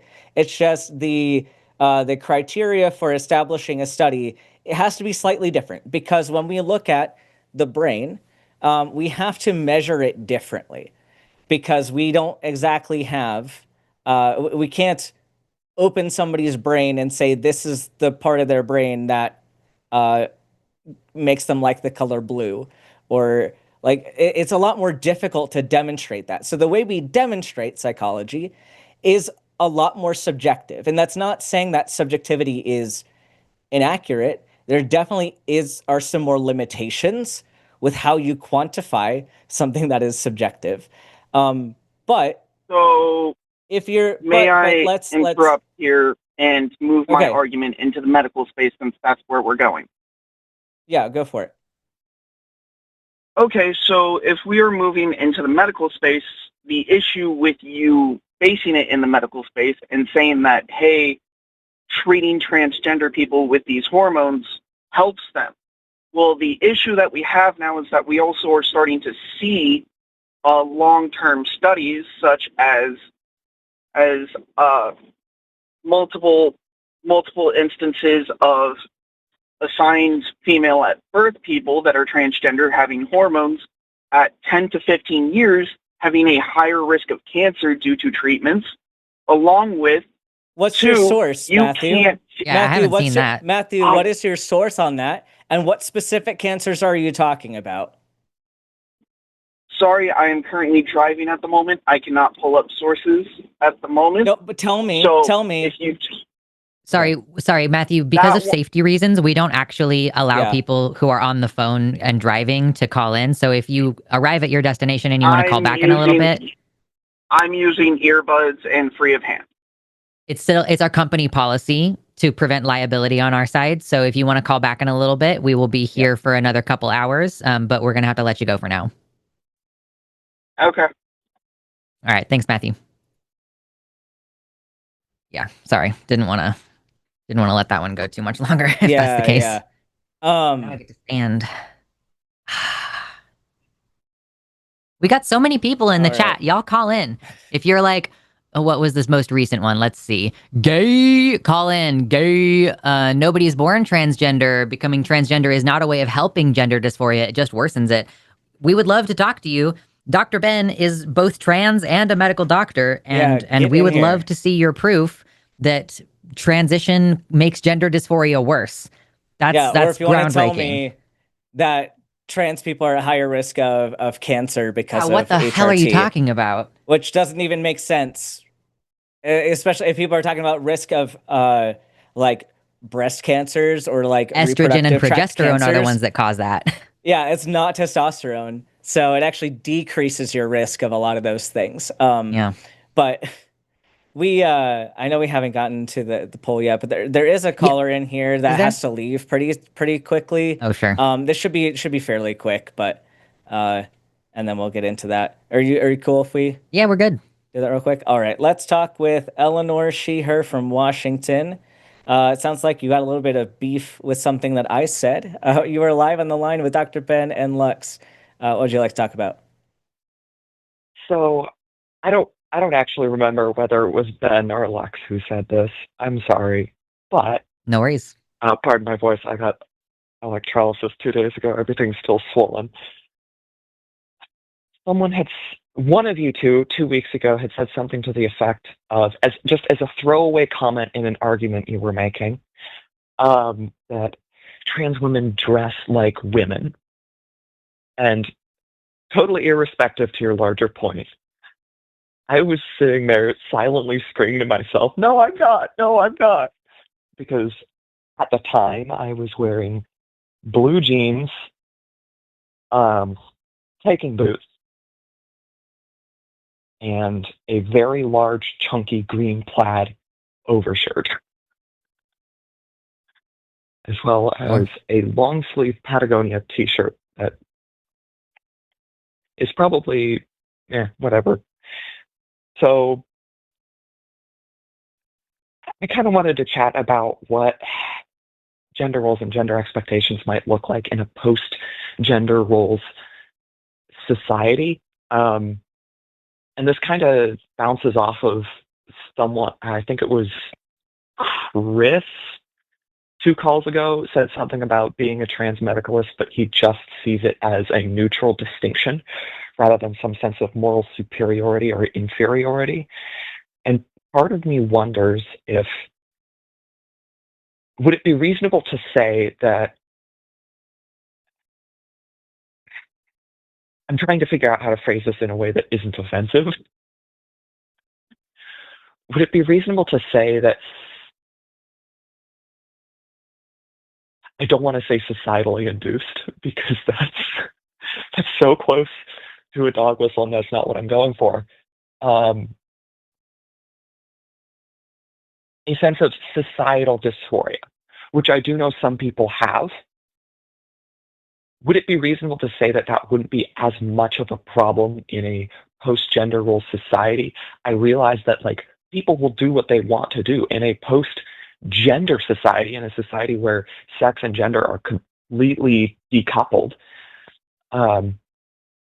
People will still transition. I understand that. Yeah, I mean, my general approach to the, Star Trek future where you can freely change your body and nobody cares what you dress like, is there probably would be less social dysphoria. That's the term that I usually use for it, where, being misgendered or being squeezed into a gender role or whatever, those things obviously are not going to be as prevalent, but people are still going to experience some kind of body mismatch, and they'll want to, at that point, we might even be in the cyberpunk transhumanist future where people are sort of changing things about their body willy-nilly, regardless of their gendered features.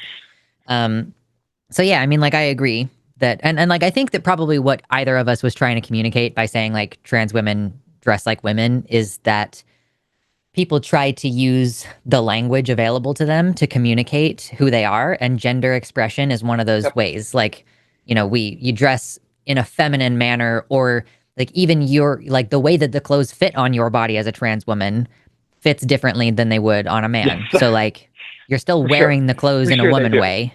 Yeah. Yeah. And I think like if it was very me, funny 'cause- I think the reason I said that was it's like,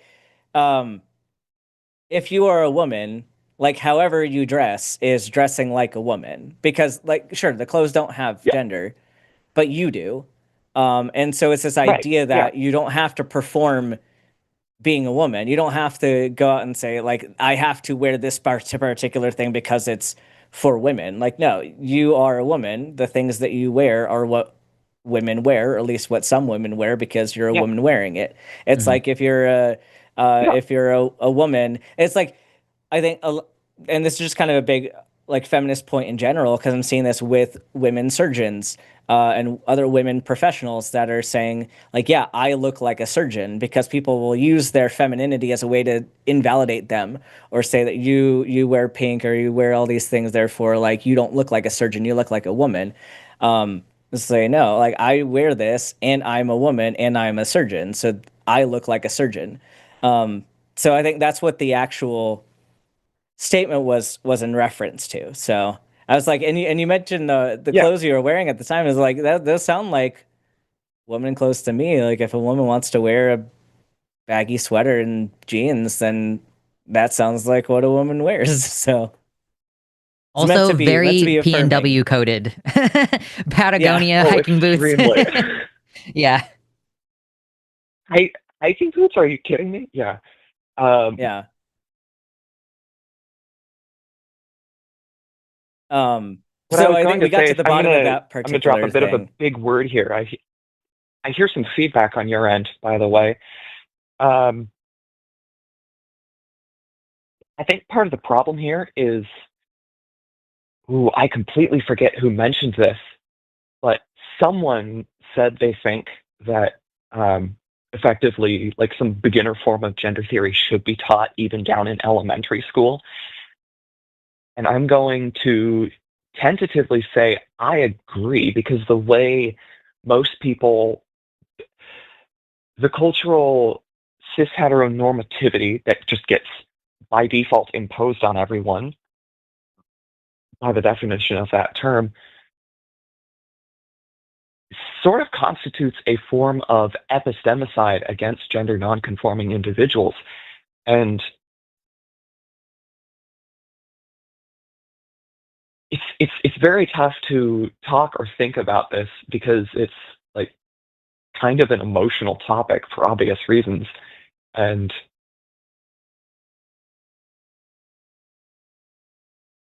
I have seemed to have lost the thread of my remarks. Yeah, I think we've hit on multiple topics since we've been here. But did we answer your question well about the previous statement, or did you have anything more related to that? I did, but I don't remember what it is. All right. Well, I know you have I to forget my ADHD meds. Yeah. I know you had said that you have to go fairly quickly. Yeah. So how about you think about it a bit more, and then call us back next week if you have any other thoughts. All right. Lovely talking to you. Thank you so much. Bye. Yeah. Thanks, Eleanor. Bye. Can we finally do the poll? Yeah, we can do the poll. We finally get to the poll. I was hoping some of these people were going to be a bit more spicy. Yeah, y'all present yourselves much more spicy in your screening information than you actually are. And it's like, we were like, oh, this one guy says he's a transmedicalist. Let's fucking go. And like, nope, 30 minutes of talking about how we hone our arguments better, which is not usually how I want to start the show. I still see people in chat. You sexual deviants are delusional. Get a reality check. James, nut up and call in 720-619-2288. And y'all who are just enjoying the show, hit the like button if you haven't already. We appreciate it. It's quick, it's easy, it's free. And we're getting to the point in the show where we should start thinking about those super chats. Super chats of $5 or more. We will read them at the end, and you can vote with your super chat. Hashtag Team Lux or hashtag Team Ben. No hashtag, no vote. Yeah. This was your idea, and I'm really curious what your thoughts are on it. Oh, yeah. So this poll is, should trans men with gender marker change be automatically registered for the draft? And this came from like so many weird things I've been seeing on the internet, from people trying to clickbait this of trans people are automatically going to get registered for the draft, which like, okay, but registering for the draft doesn't mean you're getting drafted, and even if you are drafted, you still have to go through the medical screening process, and you still have to get cleared to go into the military. And as we all know, trans people are not allowed in the military at all right now. So even if you're on the draft, even if you're automatically registered for the draft, if you got pulled, you would not be eligible and you'd get the boot right away. I did see some people trying to panic about, oh, well, trans women are going to get automatically drafted, which, again, it's the same situation. They're disqualified. They are not eligible to serve, so they will not make it through. And even if, like, with the way the identification system is for being trans, if you showed up to, like, the first day, like, medical screening and you said, I have gender dysphoria, they probably won't even verify that. Like, they will say you're not qualified and you'll be sent home. So it's like, I mean, my answer to this is, should they be automatically registered for draft? No. But I mean, I don't think anybody should be registered for the draft. And especially if you're going to be automatically registered for anything, why can't we do that with voting? You're demonstrating that we have a system that can automatically register people for things. So why not register to vote? But I mean, and apart from that, I don't think this is super consequential, but I don't think they should be registered. I don't think anybody should be registered for the draft. Period. Yeah, I agree. I don't really have a lot else to add on that specific point. I will say I just saw a really wholesome video. I think it was out of Thailand, because it's that like every male is registered for the draft by default there. And so it was just video. It was like a compilation of a bunch of incredibly beautiful women who were being like, they were going up and being automatically denied for the draft because they're women. It's like a rite of passage, I guess, for trans women there, where I think it was Thailand or Vietnam, one of the two. But it's like a ritualistic rite of passage for them where they, I guess it only is like functional for people who transitioned relatively young. I guess they have easier medical access at a younger age there. Because there were some incredibly stunning, like model-looking women in that video. So I think it's cute that, you can go through your little rite of passage of being denied from the military because you're a trans woman. So it's cute. Listen, Pro-Life Man says, hey, I wish both of you the best, but don't make the rest of the world conform to your sick, disgusting, twisted behaviors. That's not wishing me the best, but if you want to call in with that position, I'd be happy to take your call. We also had... Dutch Vanderlyn, who asked a question saying, why are you saying it's right for a second grader to be a trans person? I would love to answer that question. We don't allow those kinds of discussions in the chat because we want y'all to call in. So we have open lines right now, 720-619-2288. If you want to get in here and have a conversation about it. Yeah. And we just have go ahead. The person who said that that trans people should not have the right to fight for this country. If you have that position, you should also call in. Ben just got kicked out of the military for being trans, and that's after the military made an investment into Ben's education. So they're just wasting his expertise. Yeah. It's really fucking stupid. But yeah, as we get closer to the end of the show, we're starting our super chat section in about an hour, and you can vote on which position the loser is going to have to defend. Hashtag Team Lux, hashtag Team Ben. Whoever gets the fewest votes has to defend a silly position. And the poll is in the chat right now. We're either going to have to defend the idea that non-bio men and women equals robots, open to interpretation, queer draft for drag troops, or only bisexuals get universal basic income. So I know which one I'm voting for. Get your votes in, get your super chats in, and we'll do that little fun segment at the very end of the show in about an hour and a half. But yes. All right, let's get into some more calls. Any one of these speaking to you? Or we also could go in. Let's do one just because she's been waiting for quite a while.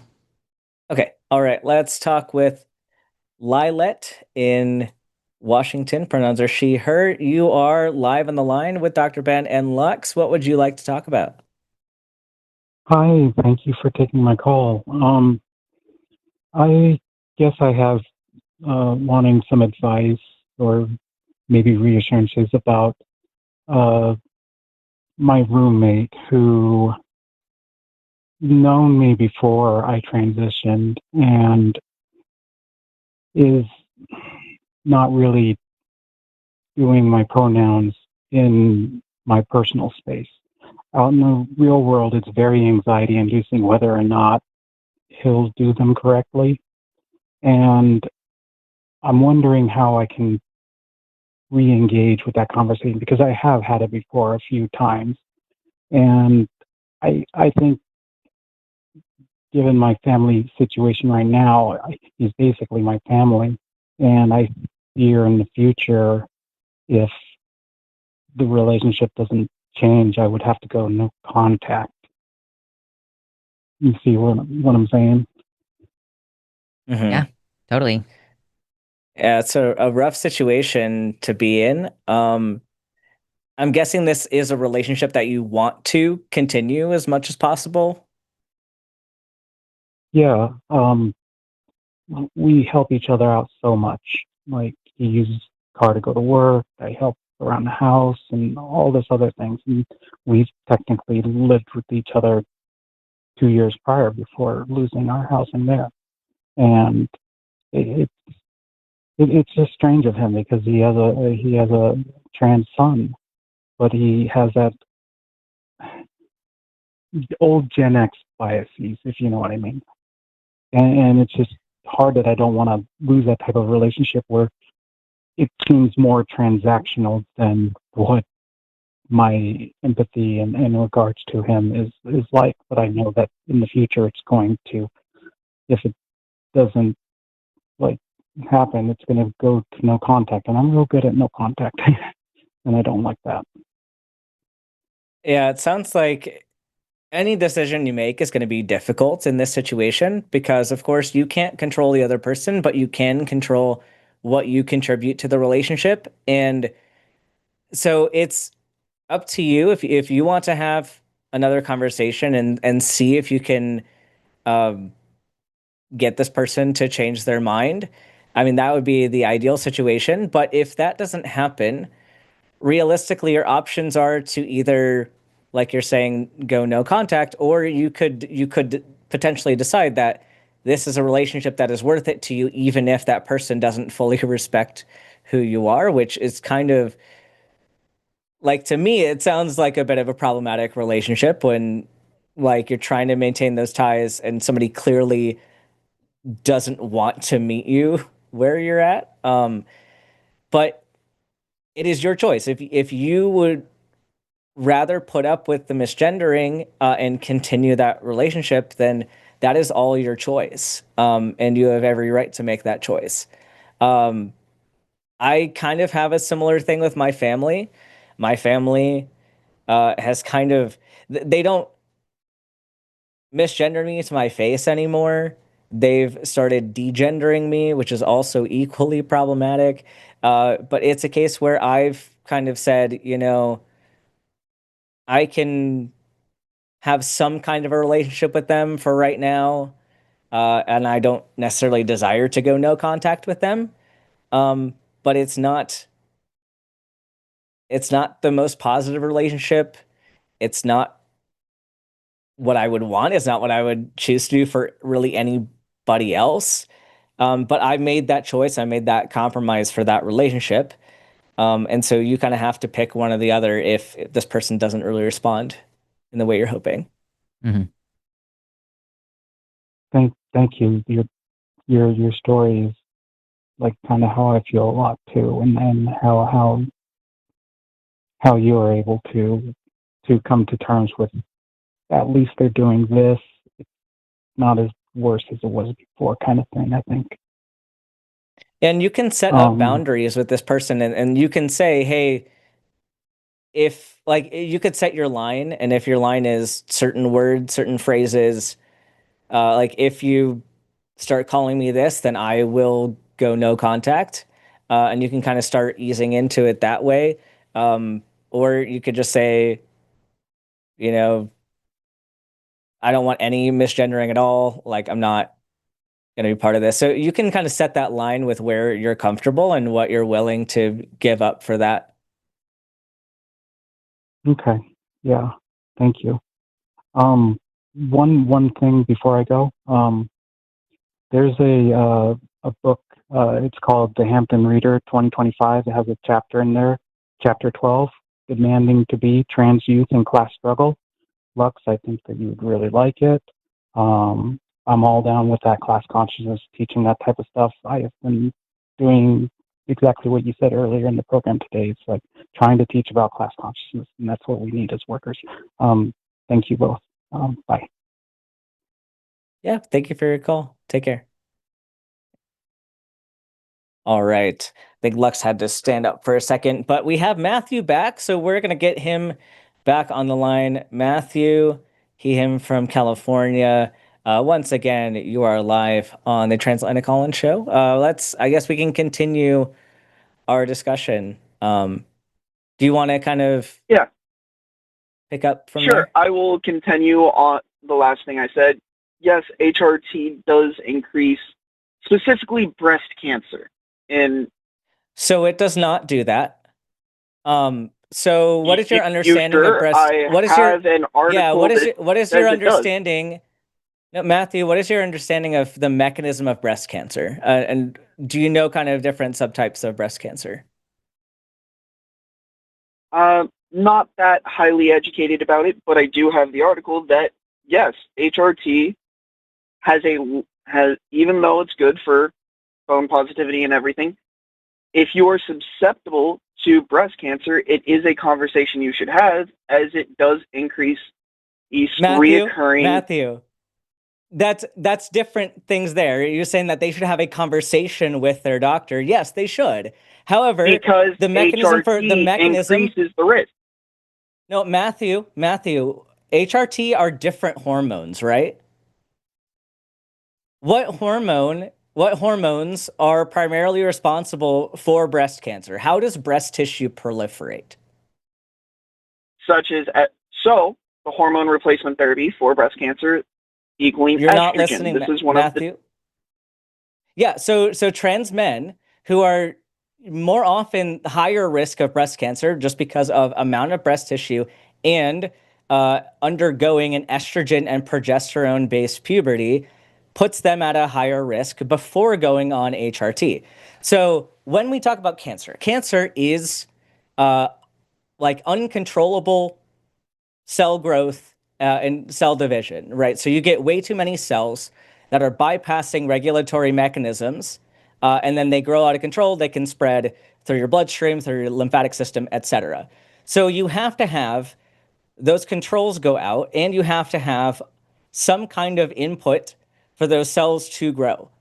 And in people with breast tissue, like anybody with breast tissue, estrogen is the main factor. And yes, you can have some progesterone dominant cancers, but oftentimes those two hormones are what cause breast tissue to proliferate. That's why you get breast growth in pregnancy, and you get milk let down at the end of your pregnancy. So testosterone does not have that same effect on breast tissue. It acts on other areas of the body. And so even though you want to claim that there's a higher risk of breast cancer, the mechanism does not line up. So you lose I'm breast not sure tissue where on testosterone, you're getting actually. Yeah, you get suppression of breast growth. And so reduction. And so trans men are going to have a higher risk of breast cancer than cis men because of that initial estrogen input, and some genetic factors as well. but that's not the testosterone doing that. So we have to think about, when we're talking about risk factors, what specifically are contributing to those risk factors. And it seems like you have a misunderstanding of what cancer is, what breast cancer is, and what contributes to that. So what's your response to that? Again, I see what you're saying, but also you're agreeing with me that yes, estrogen, an increase of estrogen, because if there is a male to female, they have to talk about this because you're inputting estrogen into the body. So Matthew, I want to clarify. About... Can I clarify really quick on that? So some risks of cancer do change when you undergo hormone therapy. But what happens when a trans woman takes estrogen, so she starts with a flat chest and she grows breasts, is that her risk of breast cancer rises to match the breast cancer risk of cisgender women. So technically it went up, but it went up to match the same risk that any other woman has. And interestingly also, the risk of prostate cancer plummets to basically zero. So it's, you know, basically like their cancer risk matches the gender that their hormone profile matches. So they have the same prostate cancer risk as women. They have the same breast cancer risk as women. They have the same risks of cardiovascular disease as women. That's what hormones do. Okay. So if you're still going to be locked in on this idea that science backs you, why does forensic science still go against you then? Are you trying to bring up bones right now? Are you going to bring up bones and how in paleoarchaeology they actually frequently mess up the sex determination because they have to base their entire guess on what your gender is on the items you were buried with literally all the time? Like the entire field of archaeology goes off of the items that the person was buried with, and if they try to make determinations based on the bone shape, they are wrong. No, they're wrong. No, that's not how it works. You're trying to talk to me about science. You don't know anything. You don't know what you're talking about, Matthew. They do not go off of the bones because it's wrong most of the time when they do that. That's why they go off of the artifacts that the person was buried with. Okay, so if we're going What's to your say field? that, then you said you're about to go to work. What's your field? Why am I respecting your scientific opinion over the literal paleontologists and anthropologists that I talk to every week? Okay. You don't have to respect my opinion. You still have to be able to concede the idea that we are gendering people based off of bone. No, you're not. That's literally not how it works. Matthew, I do not have to concede anything that you have not brought citations for in the first place. You haven't brought any data whatsoever for us to even discuss. You've brought up your own thoughts that you pulled out of your ass somewhere. So, do you have an educated opinion that we can discuss? Do you have citations for the things that you're saying? Or are you just going to keep talking like this and say that we just disagree with you to disagree with you? I guess we'll never see eye to eye then. I mean, because my opinion is based in scientific fact and your opinion is based in what you think scientific fact is. Literally, if you call on Monday next week, we have Skeptalk with Forrest and Erica. Erica is a paleoanthropologist, and she doesn't specifically study human remains because she studies like pre-human evolution. But she might be able to tell you a little bit about how we do determinations of gender when we're exhuming ancient cadavers. Like we cannot make accurate guesses based on the bones. In fact, like we had so many examples of ones where we thought we knew what the gender was, and then genetic testing became prevalent in the scientific fields, and we found out that we were wrong, like a huge percentage of the time. And that's just the fact of the matter, is that the science got more refined. So if you're basing your archaeological knowledge on literally 150 years ago, then yes, we made all of our gender determinations based on the bones, and then it turned out that we were wrong a huge percentage of the time. All right. Also, HRT changes your bone structure. Trans women's feet shrink, their hip bones get bigger. Like it literally, like people grow an inch or lose an inch in height. Like it changes your bone structure as well. So.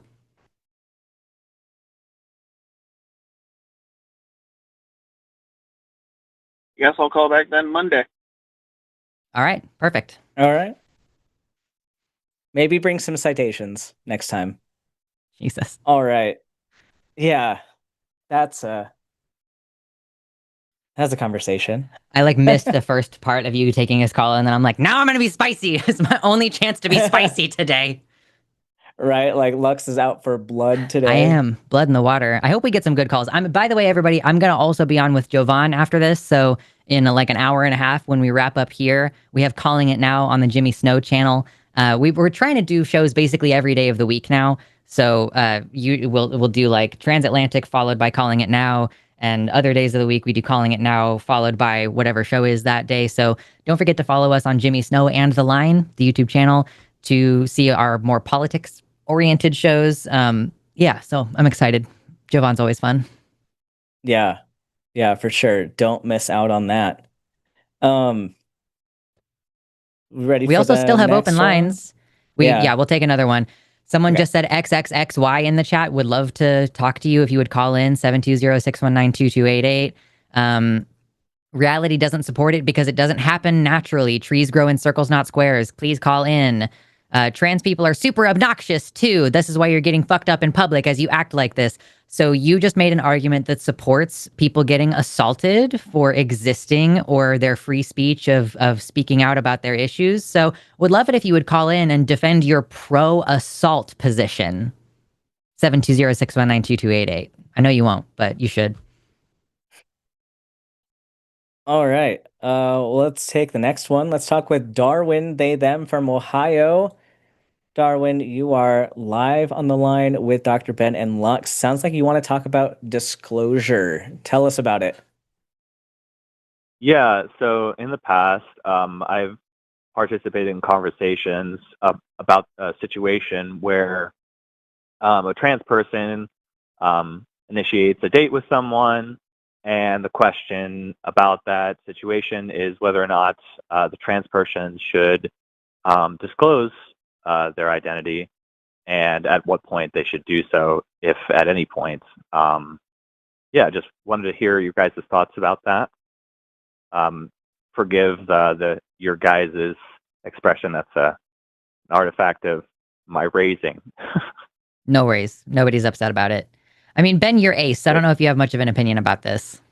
I mean, I just about the kind of safety side, that not a lot of trans people, a lot of trans people do disclose, because I mean, I do have romantic relationships with people, and it's a thing where I don't want to spend time, especially not like intimate time, with somebody who doesn't respect my existence. And Right. I also don't want to be with someone who I'm incompatible with. So it's another reason, Sure. like, I'll tell people that I'm ace right away, because I don't want to be expected to have sex with that person. Sure. And I mean, Right. so Yeah. so I guess there's an interesting point of it, where is it an ought? I don't think it should be an ought. I don't Sure. think you should have to, like, are we going to, like, what things are we going to require people to disclose at the beginning of a date? Like, do you have to disclose, like, that you had a hysterectomy on your first date? Like, do you have to disclose that you can't have kids or don't want to have kids? Like, is that a first date conversation? Like, why is the conversation so much on the that's an burden of interesting trans point. people, and not on, why are we not so worried about other people disclosing certain things? Like, why is it such a fixation on trans people disclosing? Sure. Well, the reason I called in with this particular question is earlier in the show there was talk about how trans people are viewed by certain groups as merely dishonest females or males that are trying to get access to certain spaces. So I was wondering if this is a perception, right? How would that affect the way you present in this situation with disclosure or not? And the reason I wanted to ask this question was to highlight how any such non-disclosure would likely be due to either practicality or safety, and not dishonesty or malevolence. But I wanted to know just your guys' view on that. I mean, I think that is may be fair. Like maybe someone would go on a first date with someone and try to feel them out during the date, rather than disclosing explicitly. Like, does this person seem generally cool about topics in general? Like, can we talk about, Laverne Cox, let's talk about, are you a fan of Orange is the New Black or something? Like people can use other means like indirectly to feel that out. And yeah, if someone chooses not to disclose, like there might be, hypothetical trans person goes on a date, doesn't disclose, finds out during the date that the person is conservative on maybe even some other issue, and then they decide not to have a second date. So they didn't disclose and they didn't continue to pursue the relationship. So yeah, I do think it's more often an issue of safety than it is anything else, really. I mean, yeah, you don't want somebody to find out afterwards. Like if you go and hook up with someone and they find out afterwards. Right. I mean, there are definitely stealth people who've had bottom surgery who've done that and have had no consequences from one-time hookups. And I don't think it's necessary to disclose to a one-time hookup per se, so long as, you're safe and using protection and all this kind of stuff. What you don't know doesn't hurt you, I guess, is the... It's, the only person who's going to disagree with me is a person who inherently believes that a trans woman is a man and that's gay, like regardless of whether she's had surgery. And I don't respect that opinion. So, like, obviously, I'm not going to agree with that person. So, unless Dr. Ben has a hold to add to this. He's looking at the chat right now. I was like, yeah, okay. Lux said it wanted to take more of this call, and I was like, cool. I gave kind of my piece, but yeah. Okay. So the spicy angle on this question is the way the hypothetical always seemed to play out in these conversations amongst the circles I happened to be a part of at the time was, the date goes, for lack of better terms, the trans person passes, and then sort of intimate actions are beginning to unfold. At what point would the trans person be, sort of culpable for putting a person in a sort of awkward position of being, exposed to something that they don't necessarily want to be exposed to? I mean, like, are we talking like a legal culpability? Or are we asking about a moral and ethical position? No, I'm just talking like so trans people have a lot of considerations in dating. I was just talking about it with my partner, and the conclusion that we came to was essentially, well, if you want to be a trans person and date, you essentially just have to deal with some level of risk. But I was just wondering of the other party, like, is there a scenario in where disclosure becomes immoral, or non-disclosure becomes immoral? Like at the point where clothes are being removed and what is in the pants is seen. This just sounds like there's bad communication leading up to this. Like, this is just something I notice with straight people and straight culture, this idea that you're just going to assume everything going forward, and then you don't actually talk about if you're compatible sexually or not. Like, maybe this is a hint that you should be talking before you get in the bedroom. I don't know. From like a sex positive perspective, I went to a panel talk one time that had a great, one of the presenters had this great concept. There's pants on conversations and pants off conversations. Like, you don't have the condom conversation when the pants are off. You have that conversation before the pants come off, so that you're on the same page about, like, we are going to use protection. There will be no genital contact without protection, whatever.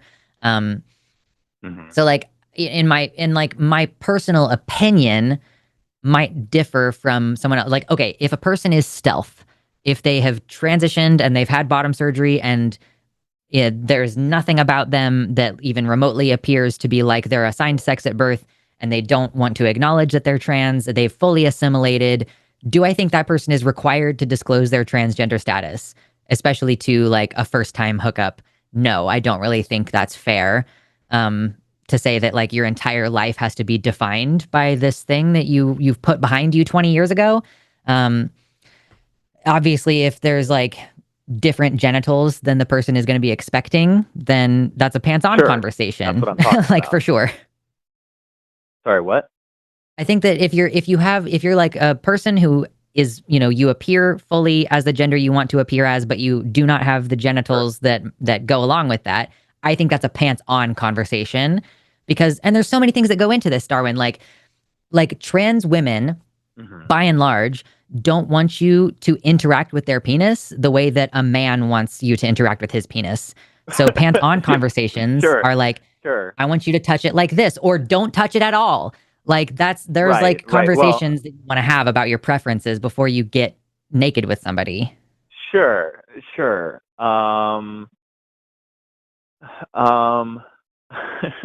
Okay, so I guess what you're saying is that the hypothetical is unrealistic, and so therefore you won't engage with it.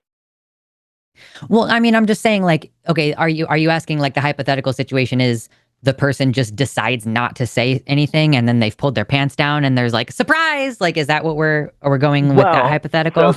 So I appreciate the comedic foil, but the situation that I'm describing is a person is acting in accordance with non-disclosure because it's not immoral and there's no reason for them to disclose. By that logic, I'm just going forward with, there's no reason I should disclose. I shouldn't have to be defined by this aspect of my life. I should just be able to proceed as normal, I suppose. And so in that situation, I'm just trying to understand, like, if at that point there is some wrongdoing done by the trans person, or if it's just like a lack of communication skills and we wouldn't really morally flaw that. Yeah, I wouldn't assign moral weight to that decision. And I think it's highly unlikely for that hypothetical to occur because a trans person is going to recognize that is a really great way to get yourself murdered. Like, we've all heard horror stories, and even people who have been in ongoing relationships with trans people will still murder them to, make themselves seem macho and like, I'm not gay, whatever. Like, it's trans panic defense is a real thing. So, in an ideal world, I would love it if we didn't need to make those steps for disclosure. If you could just be like, yeah, whatever you've got in your pants, like, I'm down, I'm ready for it. If you're dating somebody who's pansexual, maybe you don't need to make that disclosure because you already know that person's going to be fine with whatever you have. But yeah, I would not put any kind of moral weight on it per se. Okay. Well, and I'm seeing it. Oh, go ahead. Yeah. Oh, just because it just seems like a situation of you made an assumption in your head. That assumption did not play out when they took their clothes off, and now you're mad that somebody else didn't meet your expectations. It's like, would that be an issue with other parts of the body? Like, let's say you're a boob guy and they didn't disclose that they had a double mastectomy for cancer reasons, and then you get in the bedroom and suddenly you're not compatible because that person doesn't have breasts at all. Okay. And that was a deal breaker for you. Like, is that a moral thing? No. Sure. I wouldn't say so. Is it an incompatibility issue? Possibly. It could be a thing. Like, and I think it's okay if you say, I'm not interested in sexual activity with certain body parts or without certain body parts or whatever. Like, I think that's fine. It's just like, that's a point where maybe it was an undesirable consequence for you, but I don't think it was immoral on either part to make that assumption or have those expectations. Okay. So I really appreciate that perspective and that particular framing of it, Dr. Ben, from the emotional viewpoint of the hypothetical supposed victim, which is that they simply had expectations and now they're upset about those expectations not being met. I like that framing a lot. That helps me understand the situation and sort of put to rest this particular hypothetical. So thank you for that. Yeah. Glad we could help. Thank you for your call. Yeah, have a good one. Later. Yep, you as well. Bye. Lines are closed, everybody. Lines are closed. If you want to talk to me, guess what? I'm going to be on with Jovan on Calling It Now at the in about an hour, I guess. So if you stick around and you want to call and talk to me specifically, I'll still be here. But for now, lines are closed here, and we're going to run through our last 4 calls before we get to super chats. Super chats of $5 or more will be read out at the end, and you can vote #TeamLux or #TeamBen. The loser has to defend a funny position. What are we getting here? Looks like only bisexuals get UBI is winning in the vertical chat. And how are we going to reconcile 2 different votes? Because non-bio men / women equals robots is winning in the horizontal chat. We'll figure that out. Yeah. Ooh, yeah. Oh no. I don't know. Maybe the average of them. We can average it out. That's fair. We can do that. So get those votes in. Right. Do you have any preference on the next call? I think 31-2 was a chatter, so we might want to do that one. All right, let's do it.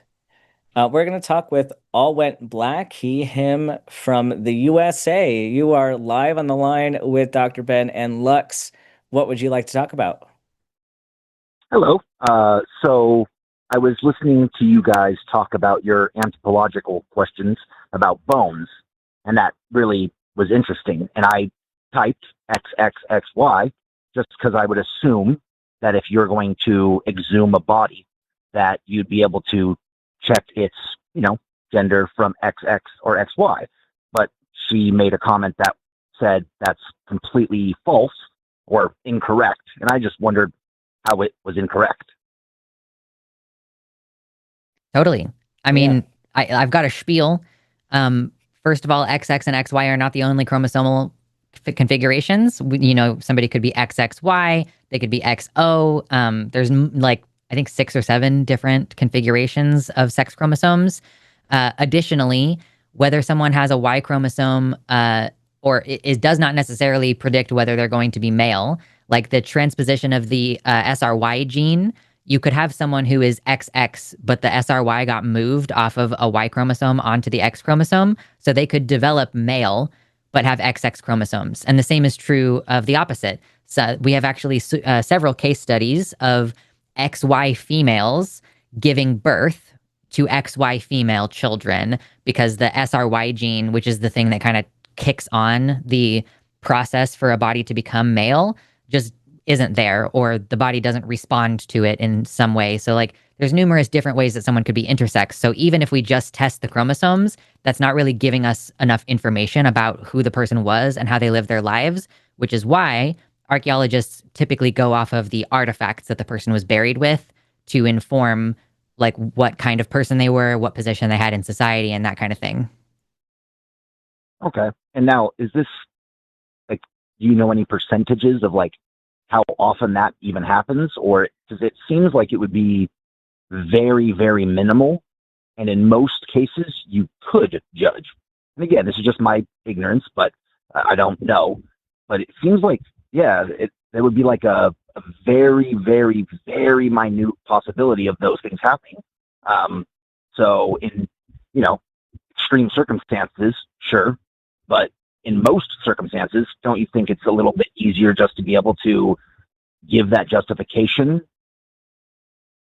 Well, Ben, do you have the the problem here? I don't have the statistics for all of the conditions. I believe we're looking at a 1 to 2% for all of them. But I could be corrected. It's a good amount of people, because there's no way to officially know how many people have those conditions, because a lot of people, most people, don't get tested.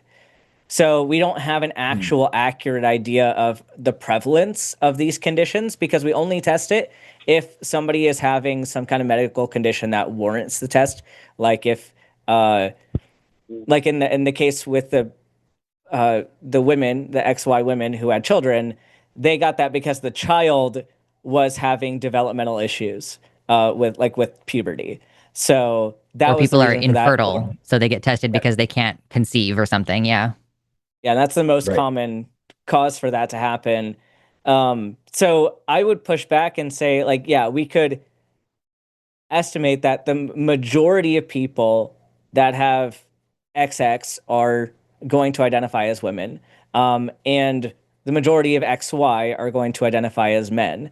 But the problem is when we're looking at individual bodies, individual people, people want to take those statistics and say that's how we're going to look at these individuals. And that's where we get into a big problem. Because even though it's rare, you have to think about, could this person be that exception? And so it's better to take them on an individual basis and say, what am I actually working with in this moment?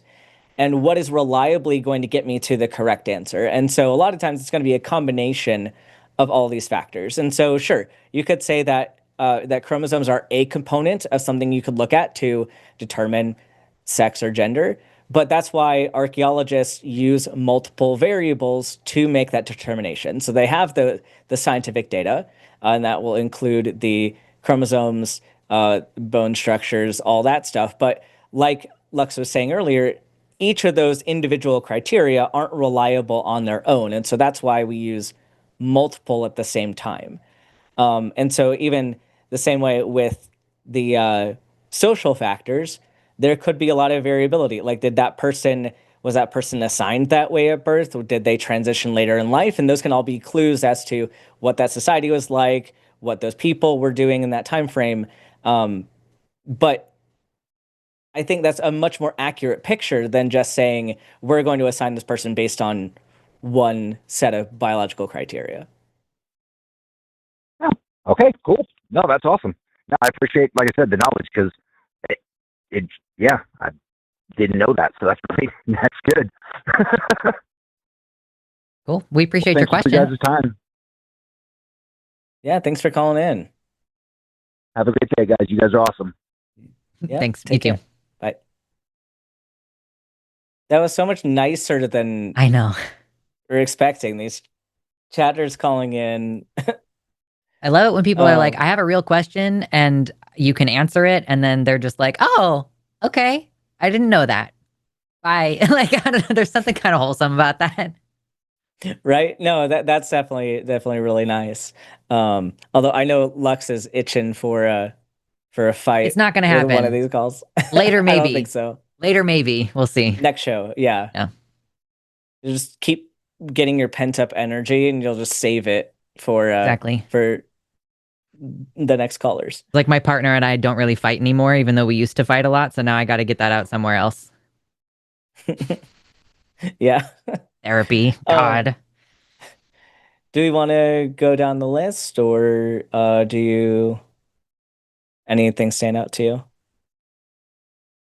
Yeah. Well, I mean, I guess like 33-4 is interesting, but I'm okay with just going down the line, whatever you want to do. We can take 33-4. I think there wasn't anybody on here that's been waiting like terribly long, so they're all roughly the same. So let's talk with Alex, him from Ohio. You are live on the line with Dr. Ben and Lux. What would you like to talk about? Hello. First, can you guys hear me okay? We can. Yep. Okay, awesome. How you guys doing today? Doing all right. Living the dream. How you doing? Yeah. I graduate college in 2 weeks, so I'm doing great. Congrats. That's awesome. Thank you. Okay, so I said this to the screener. Trying to gather my thoughts here. I don't need to clarify to you all that when someone undergoes, a medical transition, there are parts of, there are permanent structural changes that take place. So, like, for myself, I'm been on testosterone for 2 years, and so, like, the changes that took place to my vocal cords are permanent unless I, get surgery to alter that, which is not what I want. And so I was talking to the screener about, the language of transsexual versus transgender. And I'm 22, so the only word I've ever known for trans people is transgender.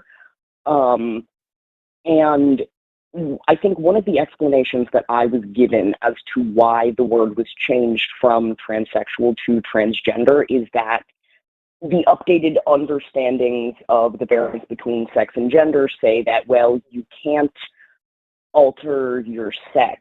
But to me, I get a little bit confused, I guess, in that if I'm altering, these, I guess, various sex characteristics and there's these permanent structural changes that are taking place, I guess how would it be inaccurate to categorize those as, alterations of sex? Does that make sense? Yeah, it totally makes sense. It's interesting because I originally heard that we stopped using transsexual because, first of all, that was a cisgender invented medicalized term that sexualized trans experience. So like homosexual and transsexual. So, and even sometimes still you'll have people who are like, what, who are transsexuals attracted to? Da, da, da. It's people are fucking stupid. Okay. Yeah, so I don't know what the exact reason is because I've never looked into it, but that's when I was coming up, and I'm 10 years older than you, so it would have been like 15 years ago that I was initially researching all this, and that was the conversation at the time.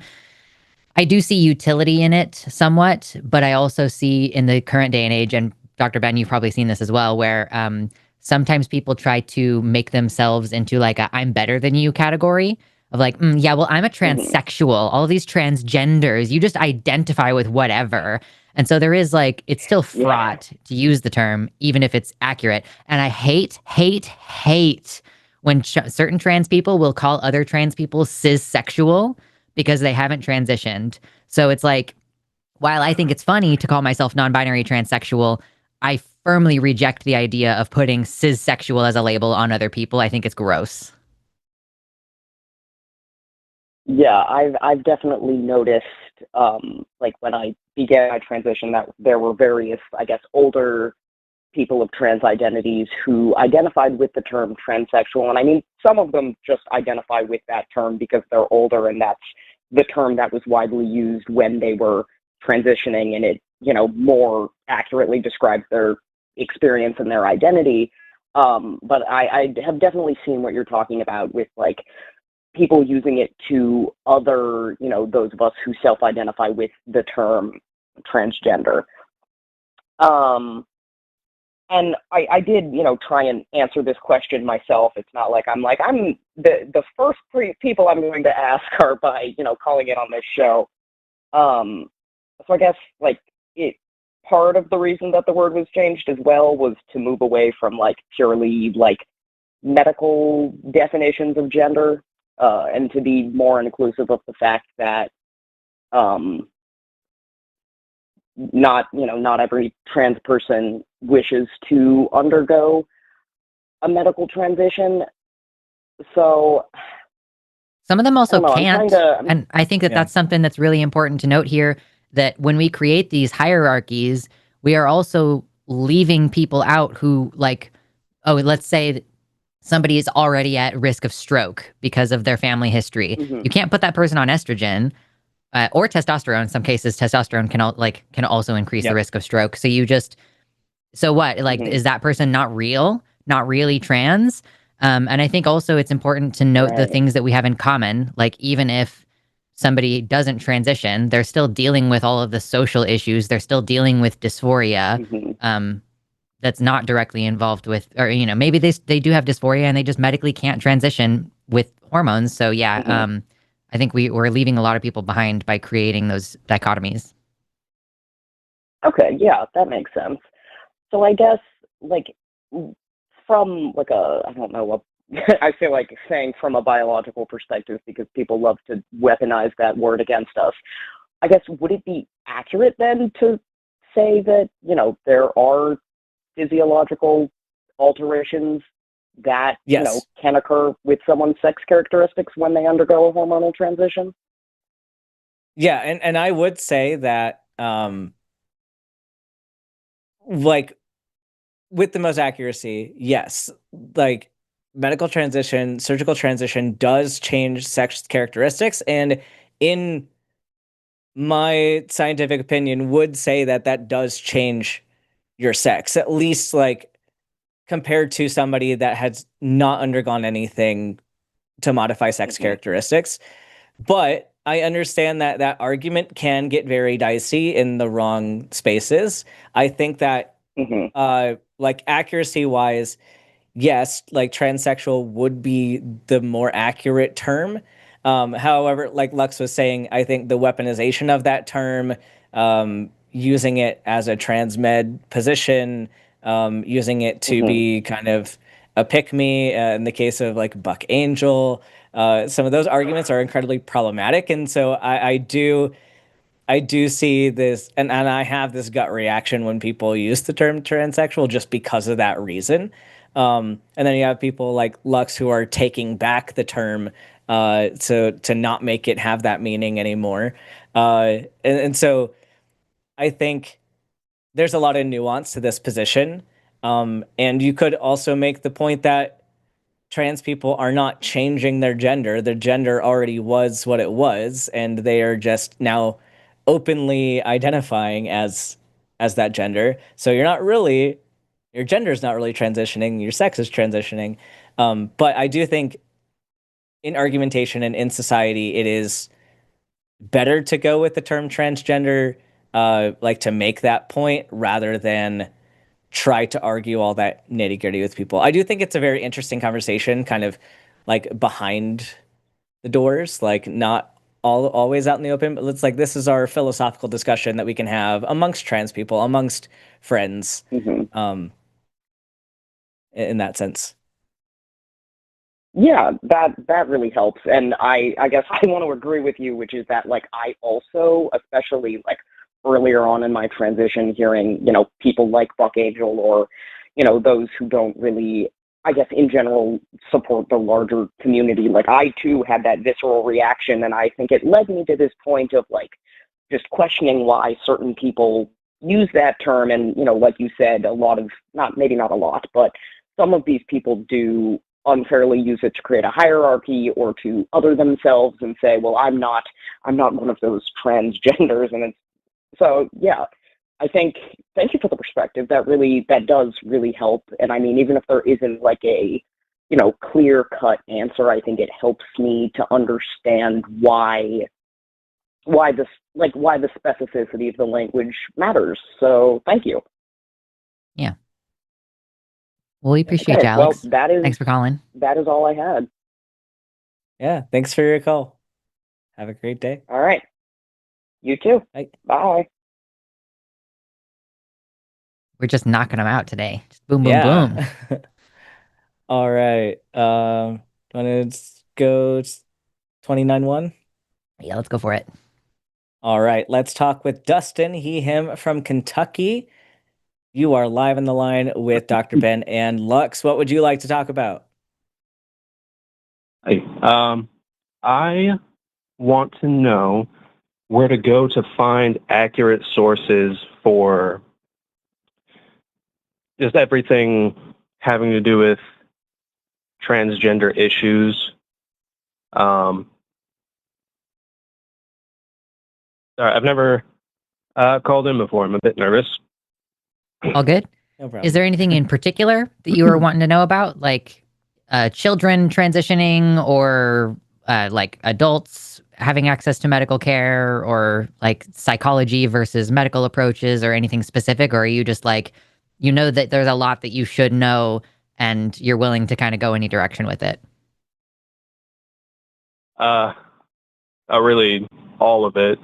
To let you know a bit where I'm coming from, I was raised, I don't know how much you know about independent fundamental baptism, that whole thing, but I was raised in that culture and only recently deconstructed.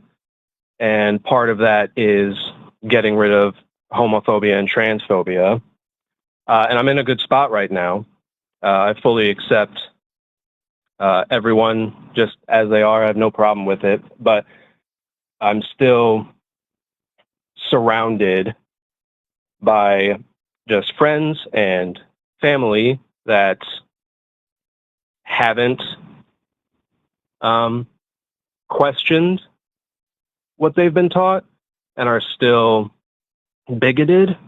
And I want to be able to stand up to misinformation and bigotry where I see it. I just worry that I don't have the information I need in order to successfully argue the case. So, like, I want as much information as I can and where to find it on the psychology and effects of bigotry on trans people, as well as the medical care through all the stages, kids, teen, adults, all of that. I know that there's a research doc that sometimes people post in the chat. I think our mod is not here right now, so I'm not sure how to get it. But I do know of a really well done article by Julia Serrano, and I can post a link to it in the chat. I can also tell you the title. She wrote an article that is a bunch of citations, basically. So she kind of explains, here's what this research is about, and it specifically refers to youth. So the article is Gender Affirming Care for Trans Youth is Neither New Nor Experimental, a Timeline and Compilation of Studies.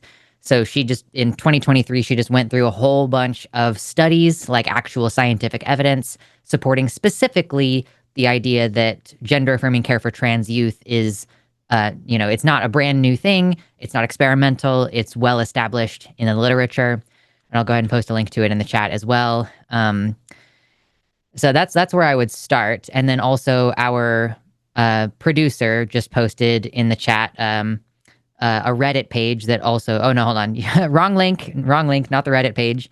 But she's going to be posting from the Q&A line account a resource as well. So we've got a couple of different links as far as, there's so much reading you can do on this topic. So there is a Reddit link there that has a compilation of a lot of different research and studies and everything supporting a lot of these different topics that we're talking about. Okay, that should help. I just don't know where to even start. Totally. I understand. There's a lot to get into. Yeah, that'll help. Yeah. Yeah, I'll check those out. Cool. All right. Yeah. And if you have any further questions, if there's anything that you're finding that you still are wanting some perspective on, or you want to dig deeper on, you're welcome to call back. I'm not going to be here next week, but Ben, you're going to be here next week, right? I won't be here next week. Neither of us are going to be here next week. So you get a whole new crowd of transgenders to ask questions next Thursday. Yeah, it's Riverboat Jack and Josie are on next week. Cool. Yeah. Okay. All right. Well, thank you very much. Check out those links. Yep. Thanks, Dustin. We appreciate you. Awesome. All right. Yeah, have a good one. You too. You too. All right. Bye. All right. We're going to talk with Mia, she, they from England. Mia, you are live on the line with Dr. Ben and Lux. What would you like to talk about? Hi, yeah. I'm struggling with my gender identity. Not with myself, it's more with coming out with other people. Like my dad. I'm 46 years old, and I've been struggling with this since I was a teenager. And I'm just come to terms with it now in the past year. And my family's very kind of black and white, bigoted view. And I'm just struggling on how to deal with this. Sure. Are there any specific things that you're worried about getting pushback on? Like anything in particular that you want to make sure you are equipped to address their concerns when they come up to you?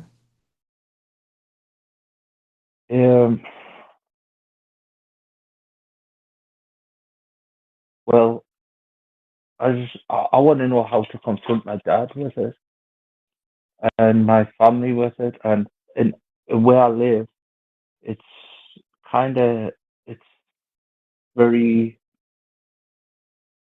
conservative area, all hick village, you know, and I'm concerned about safety, how hormones are going to affect us.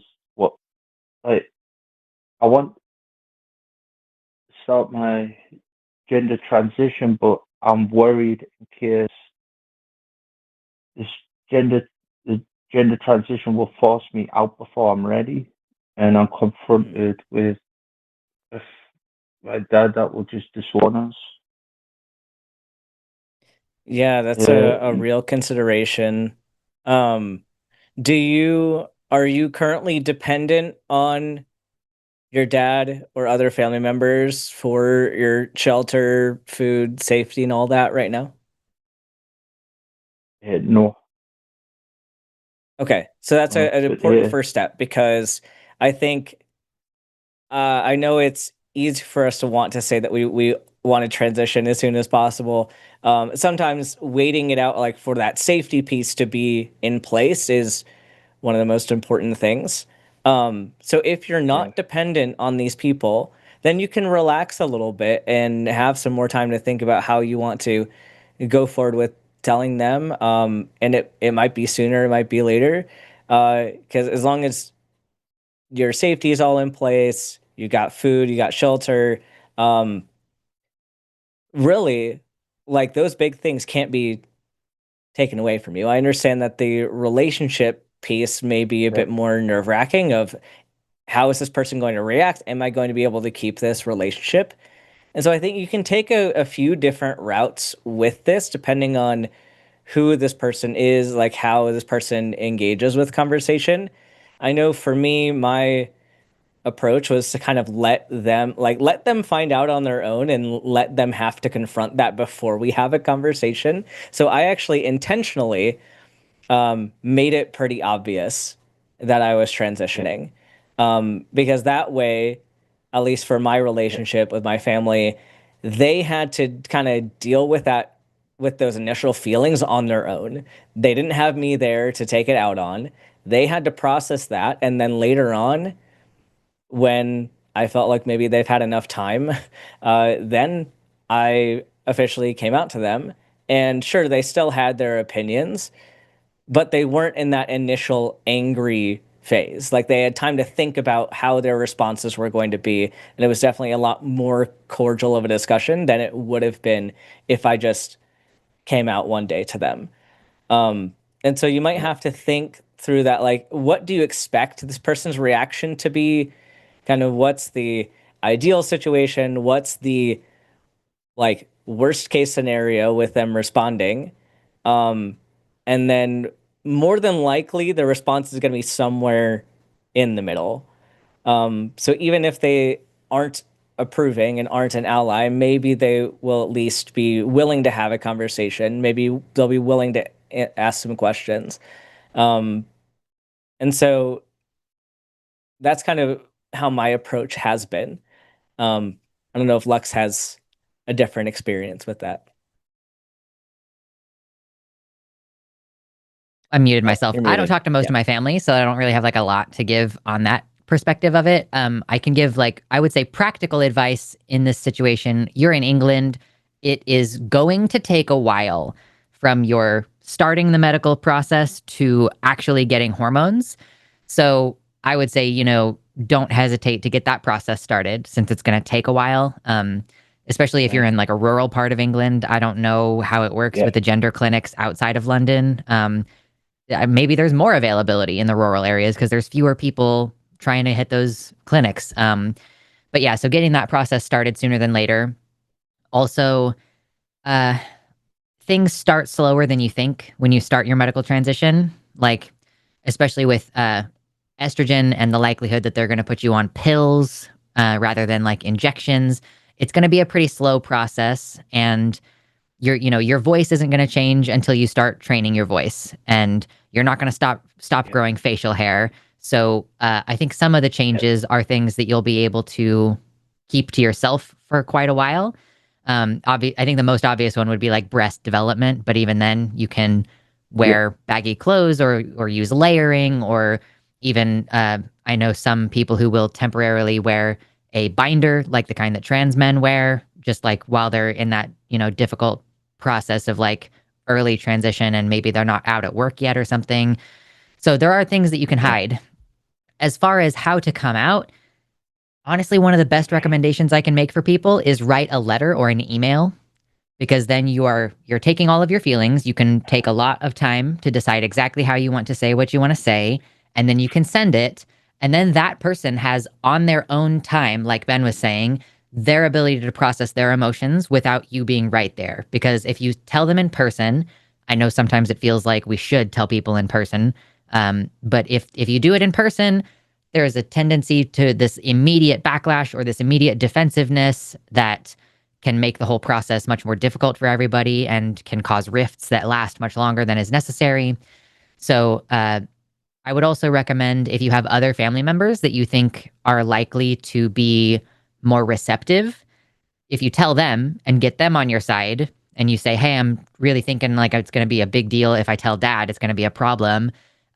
If dad doesn't have a bunch of people that he can get on his side where he's like, oh, I can't believe this, da da da da da. If there are other family members who are like, dad, chill, it's fine. It's not a big deal. It's going to be okay. Getting as many people on your side before you take that step with the most difficult family member could also be beneficial to like preventing there being as big of a blow up when you get to that most difficult person.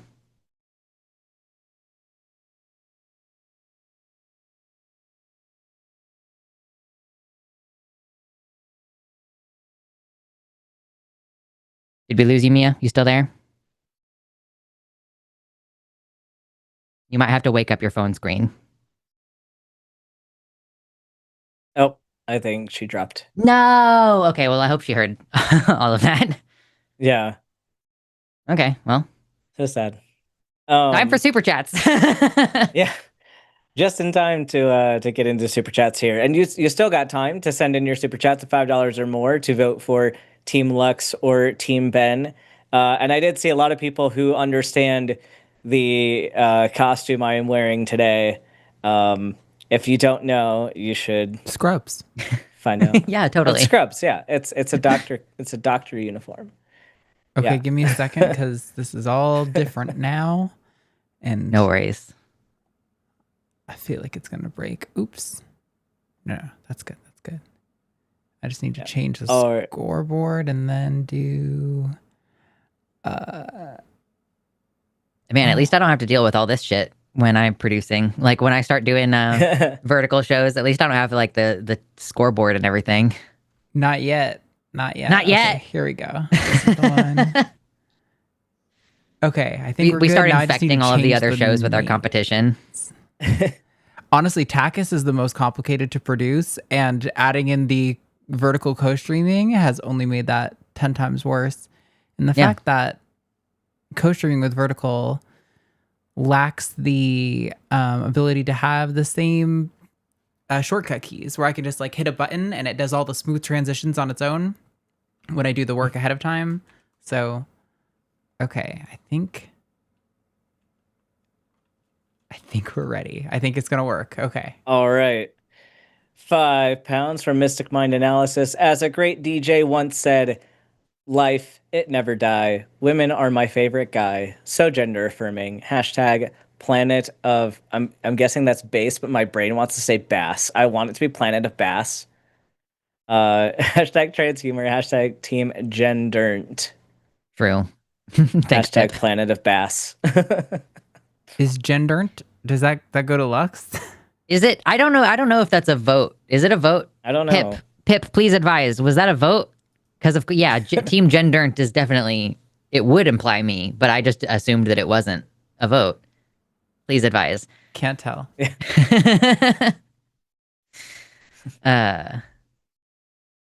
Thank you for $5 from Joshua Everett, who says, Dr. Ben, have you been taught how to use the healing laser hands yet? Hashtag Team Dr. Ben, hashtag Team Medical Laser Hands. No. So that actually comes, so you know how they added the extra 20 hours of nutrition class for med school? They also added a Reiki class, and you get the laser hands during the Reiki class. So I have yet to go back to do my Reiki class. before I can doctor again. But I still have to wear the uniform, so. Good gracious. Pip confirms that was supposed to be a vote for That's me. for Lux. Okay. Okay, cool. Yeah.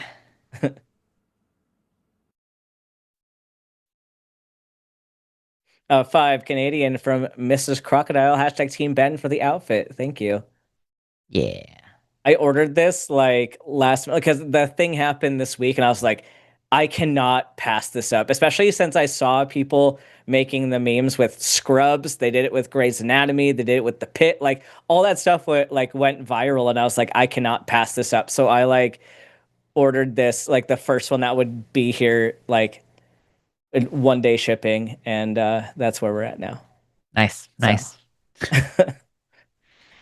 We're going to meander our way through these super chats as well, since we didn't get as many lengthy calls today.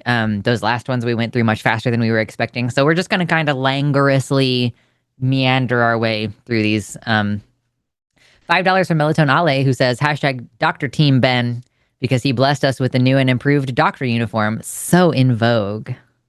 True. It's not as comfy as it looks. I will say that. It's it really looks annoying. Like it fits loose, but in a way that you keep wanting to adjust it, and not in a way that's actually comfortable. Yeah, no, it's definitely probably does not look because it's so comfortable. cheap. Yeah. Yeah. There you go.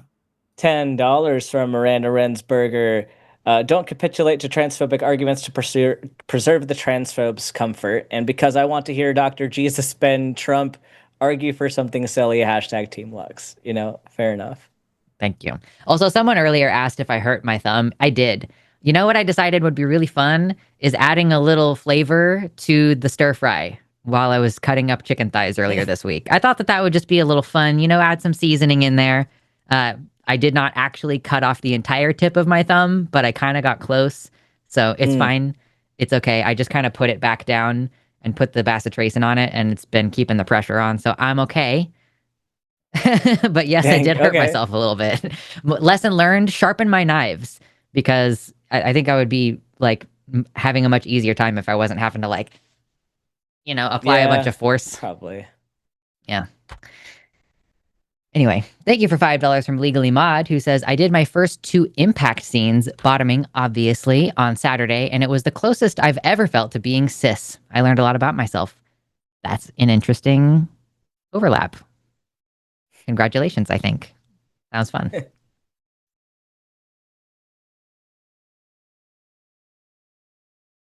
$10 from Detroit Atheist Queen. Okay, hear me out. And yes, I'm biased. Mandisa Thomas or Cynthia McDonald on chewed gum. Hashtag Team Ben. That's up to the chewed gum hosts to decide who they're going to invite. Yeah, I think we'd be super down to have them on chewed gum. Mandisa's been on chewed gum before. I don't think Cynthia has been. But the thing about chewed gum is it's one of the shows where it's less prone to having room for a guest host who's not a part of the Lions team. But I definitely think we'd all be happy to have Mandisa or Cynthia on. Yeah. Thank you for $5 from Nico, who says, where are all these deviants these Muppets are talking to, and can we find out where they meet? Good question. It's really fun seeing the comments on the vertical. So many people want to mauled in chat and won't call in. Yeah. Good stuff. Give Arden a raise, Jimmy. True. No, for real, though, about them molding in chat. I mean, and the raise. I'll take the raise, too. Yeah. But, no, I can't tell you. I was super toxic in chat today against these people. I was calling them all kinds of names. I was being very hostile right back to them because they posting their 8th message in chat about how trans is mental illness. And I'm like, bro, call in. If we're so mentally ill, prove it. Make us look foolish. Everyone will be like, oh my God. It should be easy. I'm abandoning the trans rights movement because this guy just made such a solid argument. But you won't because you're fucking dumb. You could be the thing that pushes me to detransition, Don't you want to be the one? Jeez. Yeah, I mean, we are getting a lot more spice in the chat, at least, with this vertical. So hopefully that'll start paying off more, too. Yeah. $5 from Duty and Courage. End the wars, no more drafts. If you can't get enough volunteers, you don't get to go to war. Hashtag team Ben totally dressed like a doctor. Yeah. True. Yeah. I do think, there's a difference between drafting during an offensive versus drafting during a defensive. And I think, you know, if you're trying to if you have to draft for an offensive, then maybe you don't have enough public support actually to do it. And if you have a defensive, you probably don't need a draft because people want to protect their homes. So either way, you kind of shouldn't need one, it seems. Yeah, and this whole thing about didn't we just boot like a few thousand people from the military who were qualified to do their jobs and often in very specialized fields? So wait, do we have enough people that we can just boot trans people, or do we not have enough people? Like, make up your mind. Really. Lux out here doing my job for me. I know. I was like, she's not paying attention. It was just louder than I expected. The hang up sound was louder than I expected. Thank you for $10 from Arcane Goat. That's a solid name. Gonna go with hashtag Team Ben because of the doctor outfit today. True. It's true.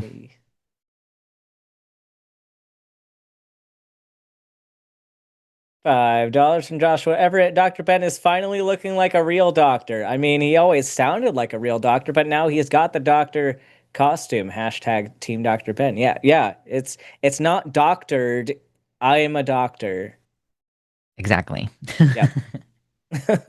Erica would be so mad right now. I specifically scheduled our extra long stream on 420 this month because I think it's going to be really funny with between Chat and Forrest just absolutely torturing Erica with 420 puns. Like, I'm excited. It's going to be a fun one. Yes.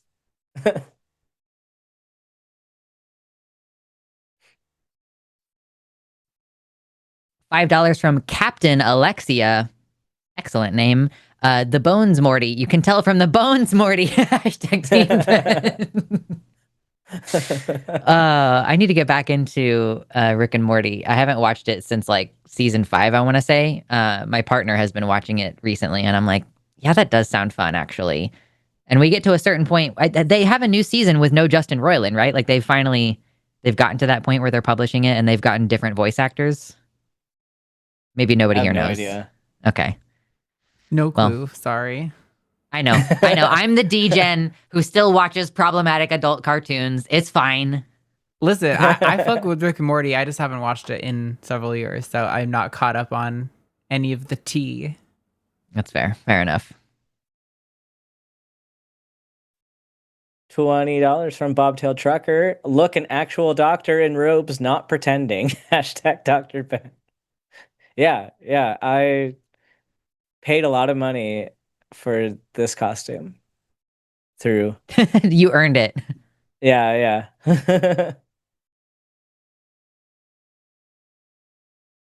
Thank you for $5 from Haley G, who says, I too am glad that Ben wore his official doctor uniform today. Hashtag Team Lux.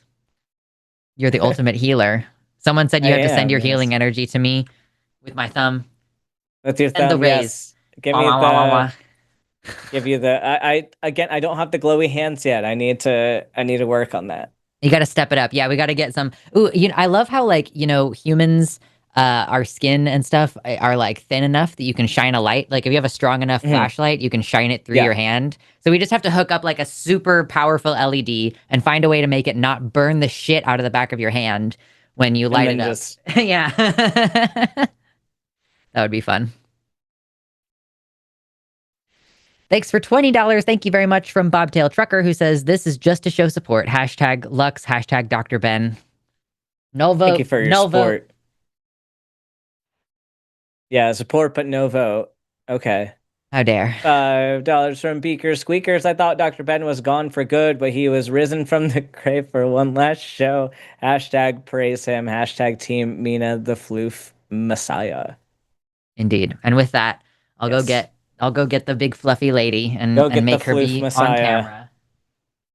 And yes, these puns are too much, but they're excellent. We laid on the Ben's leaving too thick because there have been like a few chatters who've been like, Ben's gone for good and he's never gonna return. Yeah, I'm not leaving until the middle of June, and even then I'm still gonna come back for things. I just can't make the midday shows as easily, so The baby. Oh my gosh. Hello, baby. Oh, what a good girl. She's so fluffy and so sweet. so She's so cute. sleepy. She's like, "Why are you holding me, peasant? Put me down. Yeah, Let me go pretty sleep." much. The fury in her eyes. Okay, she's slow playing. she's chill now. She's Yeah. happy. Yeah. She was like sleeping under a table, and I went and was like, "Hey, how you doing?" And she was like, "I'm actually going to get up and come over." And I'm like, "I hope that this hasn't ruined your trust in me, that you got up and came to see me and I picked you up." But she seems like she's doing okay. She No, doesn't she's hate got the it. slow blinks now. She's Yeah. good. She's Her eyes very were a little tolerant. wired at first, but she looks like she's calming down now. Very cute. Yeah. What a baby. Okay, you can leave now. Good girl. You can leave now. Which is funny because what she's probably going to do is stretch and then lay down right there. Accurate predictions. Is this one for me or you? I think it's you. Okay, $5 from Ratboy Luloli, who says 98% accuracy with a 8 to 9% billion sample size is 160 million to 168 million people off color. True. I keep telling people that. Like, yeah, even on the conservative estimates, this is still millions and millions of people. It's relevant. Someone says she loves the smell of blood on your finger. She has concernedly smelled my thumb a few times. Like, are you okay? I'm like, yeah, I'm good. And then she bites the shit out of me. I've got all kinds of little scratch marks and everything all over me. $5 from Ratboy Luloli. Hashtag Team Lux. You'll get to be spicy later because the racists will call him with Jovan. Yikes. That's true. We've had plenty of racist calls this week. I mean, we had a straight up 1350 the other day. I had Erica and Aaron on Monday. Rainwood called in. You remember Rainwood? And he was like, he straight up just did 1350. Like, why do 13% of the population commit 50% of the crimes? They're inherently more violent. And he was like, if you had a German Shepherd versus a Golden Retriever, which one would you be more scared of? Like, God, what a fucking idiot. So stupid. Crazy. Yeah. He stopped being a Me too. theist, and I think now he just wants something to fight with the host about. So he's like, oh, I'll be racist to give them content. And it's like, no, we don't want your fucking content, Rainwood. Nobody needs that at all. I think he's retired and like doesn't have any friends. It's like, why are you calling us? It's like you don't have anything else going on. Yeah.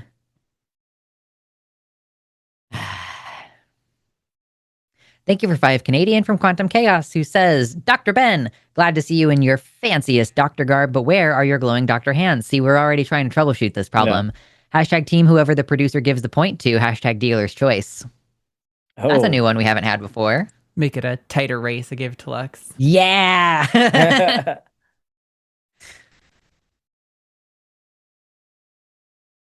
£5 from Barbara Barrett. Puberty blockers are reversible. Suicide is not. Hashtag Team Lux. Yeah, this is a true statement. Yeah. Also, I'm going to plug it now before we lose too many more viewers, because, yeah, this is a point in the show where we start to lose viewers. But if you weren't here when we announced it earlier, we have LineCon this weekend. It's actually 2 LineCons. There's a Friday and a Saturday. $15 on the Patreon gets you a ticket to both events. Usually there's only one per month. $15 gets you a ticket to having 3 of our hosts give a 20-minute talk. This weekend on Friday is Matt Dillahunty, Sarah Leaving Faith, and Eric Skeptics and Scoundrels. And then on Saturday, Alyssa, Dr. Ben, and Seth Andrews. Patreon.com/calltheline. Check out those event times and make sure you're there. Be there or be square, okay? Help us grow the line by having a recurring subscription that we can actually count on as far as income goes from month to month. Thanks. Yeah, we have a goal of like, I think right now I don't know the exact number, but we're trying to get up to 2,000 paid patrons. Mm-hmm. We're like a little less than half the way maybe, or something around there. Yeah. And once we get there, we're planning on finally doing an in-person LineCon, but we really need like a stable, pretty significant increase in what we're bringing in to be able to reliably produce something like that. That could be like safe and fun and exciting for everyone to show up for. So yeah, if you're like man, I really want to have that line con in person that we've talked about for like years and years and years. Mm-hmm. That's the way. The number one way to make it happen. Yeah, if you're like, ooh, I want to meet these people. I want to find out how tall Lux is in real life. You got to go. I don't even know if I would go. But you know what? I'm definitely, it's going to be a lot easier for me to go if someone else pays for my rental car, and we can only pay for the flights and the rental cars if we have enough money it kind of stacked up to do that. Because right now, basically anything we do for the line is just coming out of Jimmy's pocket directly. So, yeah. I don't remember who's reading this one. It should be me. Okay.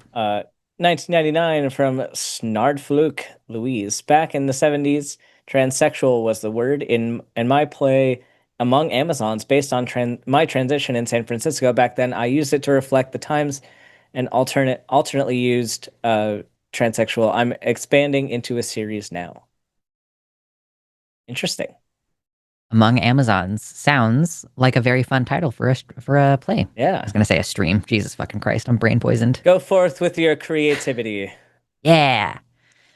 Thank you for $5 from Aliashana Silverbow, who says, I got fired from NASA and honestly, I take all of the blame. It's kind of embarrassing, but I misheard it when they said lunch. Hashtag Team Lux, hashtag Team PNW. Yeah. Oh, that was funny. That's fun. For a second, I thought you were being serious because I did just see some serious posts about like, shout out to the trans women who had to leave their jobs at NASA because it's not safe for them to be in either Texas or Florida, but who were also part of making the Artemis 2 mission such a wonderful success, down to the second that they calculated when the splash was going to happen. So yeah, that's definitely, and that's the kind of thing that we think about when we're thinking about where we're going to have our convention. It can't be in Texas. Trans people can't be there. Yeah. It can't be in Texas. So yeah. Help us out by going to patreon.com/calltheline. Yes. $5 from Bobtailed Trucker or more. Hashtag Team Lux. And the tables have turned. How the Lux turntables? Is now in the lead. We'll see what happens. We'll see. Thank you for the £5 from Gary, who says, sorry for the hang up. My phone hung up the call when my screen blacked out. Good advice. Thank you. Hashtag Team Dr. Ben. Yeah, the web client is a little bit weird on the phone, so sorry. It's not something that we have a good solution for. I think we are kind of working on building our own independent call-in function, but obviously that kind of stuff takes time. So yeah, apologies for the fact that Call-In Studio hung up on you. $10 from Bobtail Trucker. Honestly, what LGBTQIA plus person would fight a religious war under vague pretenses? Hashtag Team Dr. Ben. Yeah, I mean, in the community of trans people, there's still trans people in the military that have not yet been booted. Really? But yeah, there's a lot of people trying to fight. Like they're trying to stay in and fight the system, which like good for them. But yeah, and I've read the stories of people and like their whole thought process of everything going on. I think the majority of people are like, fuck this system. We don't want to be part of this military while they're doing this. There's still some that I think a lot of the people that still want to be in are doing so because that's their livelihood. That's what they've been doing this whole time. They don't see themselves doing anything else. I think it's more out of kind of desperation to hold on to that than it is to actually fight this particular war. And I think too, a lot of people that want to stay in are like want to because of the principle of like they don't want to be booted on those they terms, shouldn't be booted because they're trans. It's fucking stupid. Yeah. And I mean, like, up until this, wasn't the military like the single largest employer of trans people? So it's like, it's one of the best ways that a trans person who we are historically and largely underemployed, underhoused, so to have stable state income, to build expertise in a particular field, and it damages our national security to let go people who have given 19 years of service and are like experts at what they do and are officers in the military. Like, it was just a dumb fucking decision all around. And yeah, like our national defense is more than just going to war for oil. Like there's more that goes into it than that. And we've compromised our security by doing this. So. Yep. And that's what I have to say about that. Did I already Send give a point ice. for that one? I think so. Yeah. Also, we're gonna have to vamp. I don't know. see. If you, yeah. Okay. Cool. We're gonna have to run a little bit longer because Jovan is gonna be a little bit late. So yeah, So, we're gonna send us a few run extra this a little super late. chats. You know, Send us some Yeah. more super chats. Yeah. And you feel free to put your thoughtful super chats if it's something that we can bounce a conversation off of for a minute. That would be great. We appreciate you. Is this one for me? I think it's me. Okay. $5 from SJL. Lux, I thought maybe you jammed your thumb. I did, and it took over 6 months to go away. Hashtag Ben Christ. Is Venus Christ. We got to get it right. Venus Christ. Venus Christ. Oh my goodness. Yeah. Nope. Nope. I tried to cut off my thumb. That's what happened. Yeah. Have you tried not? It really makes me want to put way more practice into the, like, I know what you're technically supposed to do with the cutting. You're supposed to put your hand like this. It just like, I was like holding it and then I cut my thumb. And that's what the mistake that you make. You get your little fingertips involved. I did earlier too. I'm making a pot roast right now. So that's a really easy meal because you just kind of front load all of the work at the beginning of the day. But it does require chopping up a lot of vegetables. So we had a fun experience of figuring out how to chop vegetables without using the thumb. Like holding things and cutting and like, because I don't want to get my Band-Aid all messed up. Yeah, it was a fun experience. Since we have to vamp and kill time, when I was a young warthog, my dad had a friend over who she had no thumbs. And I remember like watching her drink her beer and like hold it like this. And my little 6-year-old brain was like, wow. Like the ingenuity of that for some reason. And like just watching her do stuff without her thumbs was really cool. I don't know if she was born without them or if they got removed somehow, but still got my little brain thinking. I just love that, like, my instinct when someone has a medical question is just, have you tried not doing that? Have you It's tried like, not? Yeah. That It's classic doctor joke. Yeah, it's like, as people want your time, and it's like they ask you a complex thing about their medical history, and they don't understand how much effort it takes to actually answer those questions. Mhm. Like, honestly, it's like, are you gonna pay me for that time, or are you just and how much liability am I taking for this response that I give you? So Yeah. it's like, yeah, you're gonna get a canned response. From just like, some random person asking you yeah. medical advice? Yeah, absolutely. Yeah, and people do that on the internet too, and it's like, I've never met you. I don't know who you are at all. Like, why ask me? Like, let's stop. Yeah. Let me just lay out my entire medical history to you, a person who is functionally a stranger, who has not entered into the contract of like privacy that you enter when you become someone's actual doctor. And I'm not even in that specialty most of the time. Like, I'm going into kidneys. Like, leave me alone. Like, you don't want my opinion. Yeah. Please tell me about my herniated disc. Like, has nothing to do with me. Is this one for me? This one's you. $4.99 from Bramley. Thank you. Says sad vote for thumb or happy vote for Dr. Jesus. Welp. Hashtag team rock, paper, scissors. Let's go. All right. Okay, I'm ready. Here we go. Rock, paper, Rock, scissors, paper, scissors, shoot. Oh, You win. me. Yeah. Finally. We didn't have scissors to today, scissor. unfortunately. Yeah. I know, that's what they all wanted. I know. It's what the people want. They cry. Hold on, my beast is being unruly. Puppy. Let me get you another one real quick. The beast. Here. Dorg. Mm-hmm. Dorg. $5 from Detroit Atheist Queen. On a serious note, I realize family are those who come in your life and make it better. It's not about blood. Hashtag Team Ben. Yeah, for real. I'm sorry for immediately undermining your on a serious note. Because I hear things like come in your, and I'm like, just like your brain is still on the sex conversation. Exactly. I'm in my middle school era, I'm just having a little flashback to when literally when I was in like middle school, early high school, my friends and I would not say, can I come over to your house? Or can I come to your house or whatever? We would be like, when are you arriving to my house? Yeah. Or like we replace it with this other term just to make sure we avoided saying the word come. You said come. Exactly. That's what happens when you're a bunch of like trans masks who don't know yet, you know? Yeah. Like Yeah. Oh yeah. for sure. It's possum energy for sure. Yeah. That is trans mask energy. I love it. Absolutely. On vamping, if we're talking about possums, I don't know if y'all, I found a family of possums that lives under the walkway in front of my house. I saw Aw. one on top of Oh. our trellis the other night, and I was like, oh, that's cool.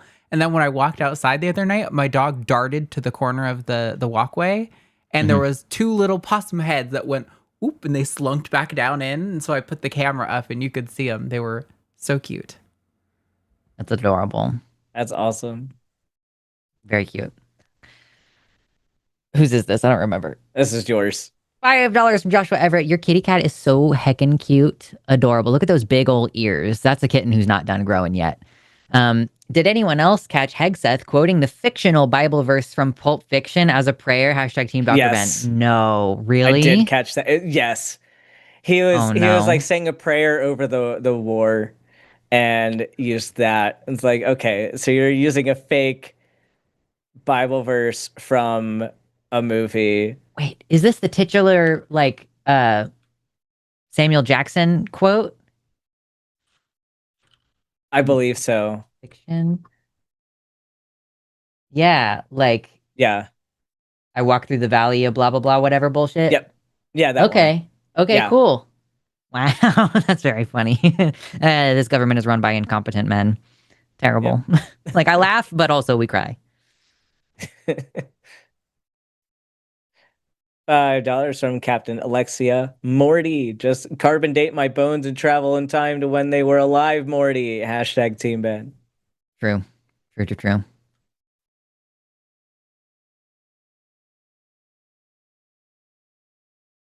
I'm yawning so much, but I have so much energy. It's very contradictory. Yeah. Thank you, $5 from Ratboy Luloli, who says, for vamping, how did you both get into content creation? Also, does it count for another vote if I say hashtag Team Lux again? It, in fact, does count. How did you get into content creation, Ben? I got into content creation because I was tired of people saying that you're born, that everyone is born female, or that everyone is female, and then like whatever argument that is. As I got tired of people making stupid biological arguments about gender, sex, and trans people, and so then I started my channel. I was mostly before that I was a lurker and more than a lurker. I was very active in Arden's Twitch chat. Oh, nice. That must have been a while ago. Ben, like I'm a talent discoverer. Yeah, Arden discovered me. Gave him the exposure. Yeah. I got into content creation because, I mean, when I started doing it regularly, it was basically that kind of stereotypical, like, I'm starting hormones. Let me do a vlog every couple of months about it. Before that, I had made a couple of videos about, like, you shouldn't equate atheism with mental illness and other stuff like that, like super duper long time ago stuff. But yeah, as far as when I started regularly posting, it was like, yeah, I am hitting at the transition from a non-binary perspective.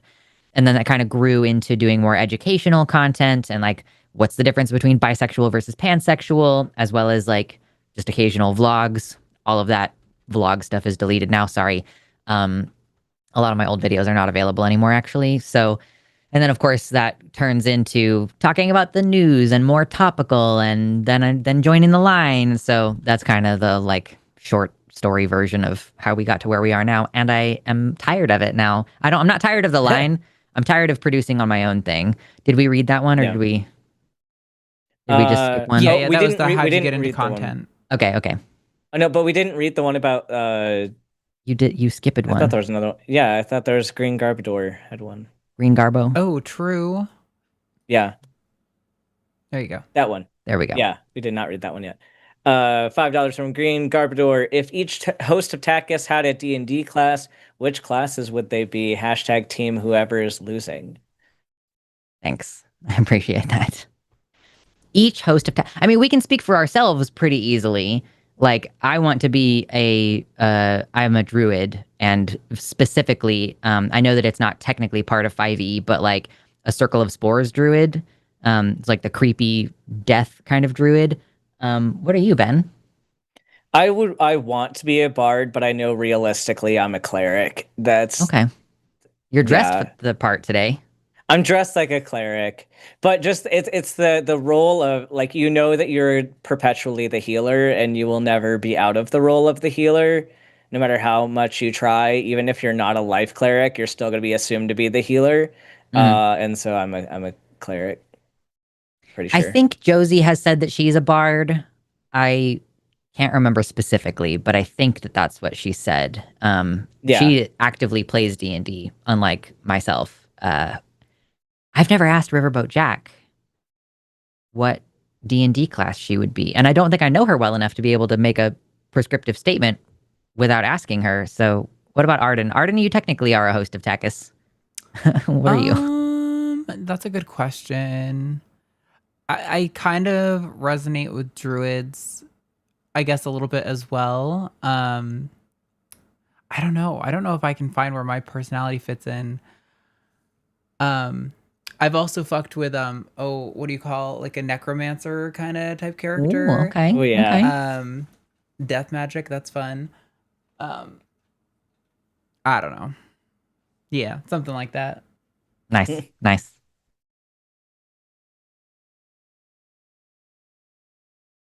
Thank you for $20 from Saint Nilrem, who says, is it wrong to make a pro-trans argument with the premise that the, quote, gene expression of men and women can be likened to light switches, where some of them can be off or on randomly to get mismatched gender and body? Interesting. Not one that I've thought of before. Yeah, I would need to think about this in some more detail. And I think some of the context, I would need some context. Yeah, I mean, I know that there is. Sorry, we got to pick it up now. Jovan arrived. But I know that some people are like, there are brain pathways that we can observe that are different, and there's like lots of growing interest in the idea that it's about which hormones you get exposed to during brain development versus when your genitals or whatever are developing. Gene expression is an interesting way to take it that I would need to learn more about. Anyway. $5 from Zeno Goyce. Stuck in Texas for a while, but can't wait for a live line show. Hashtag Team Lux. Hashtag Dragons Horde of Cats. Only one. Starts with one.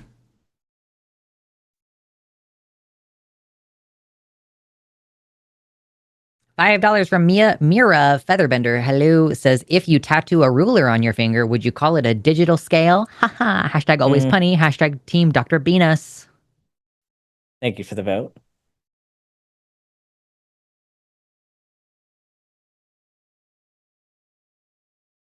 $10 from Domestic. Given the results of game theory, what are your thoughts on honesty versus not doing harm versus dishonesty, purposefully doing harm? Hashtag Team Lux.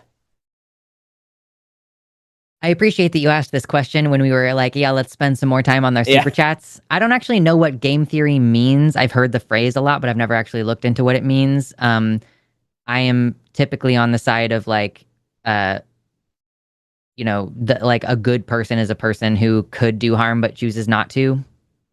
And that's about all I can say about that. Game theory is like mathematical, like how to make decisions in a game or a situation when the outcomes result or like depend on like team decisions, so it's like the thing where it's like, oh, if nobody takes the dollar, everyone gets $10, but if somebody takes the dollar, nobody gets any money, that kind of thing. Yeah, obviously cooperation maximizes output.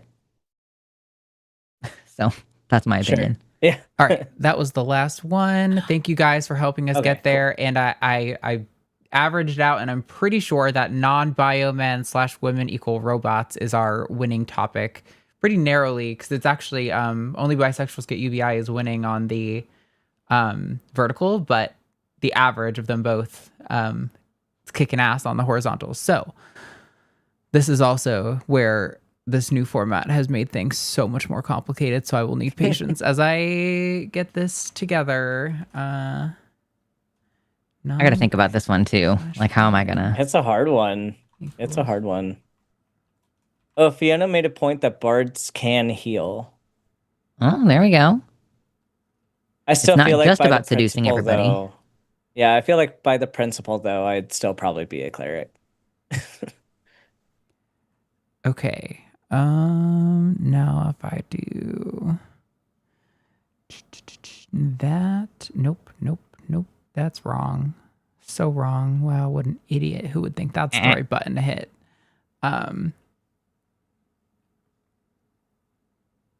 Okay, now if I do this.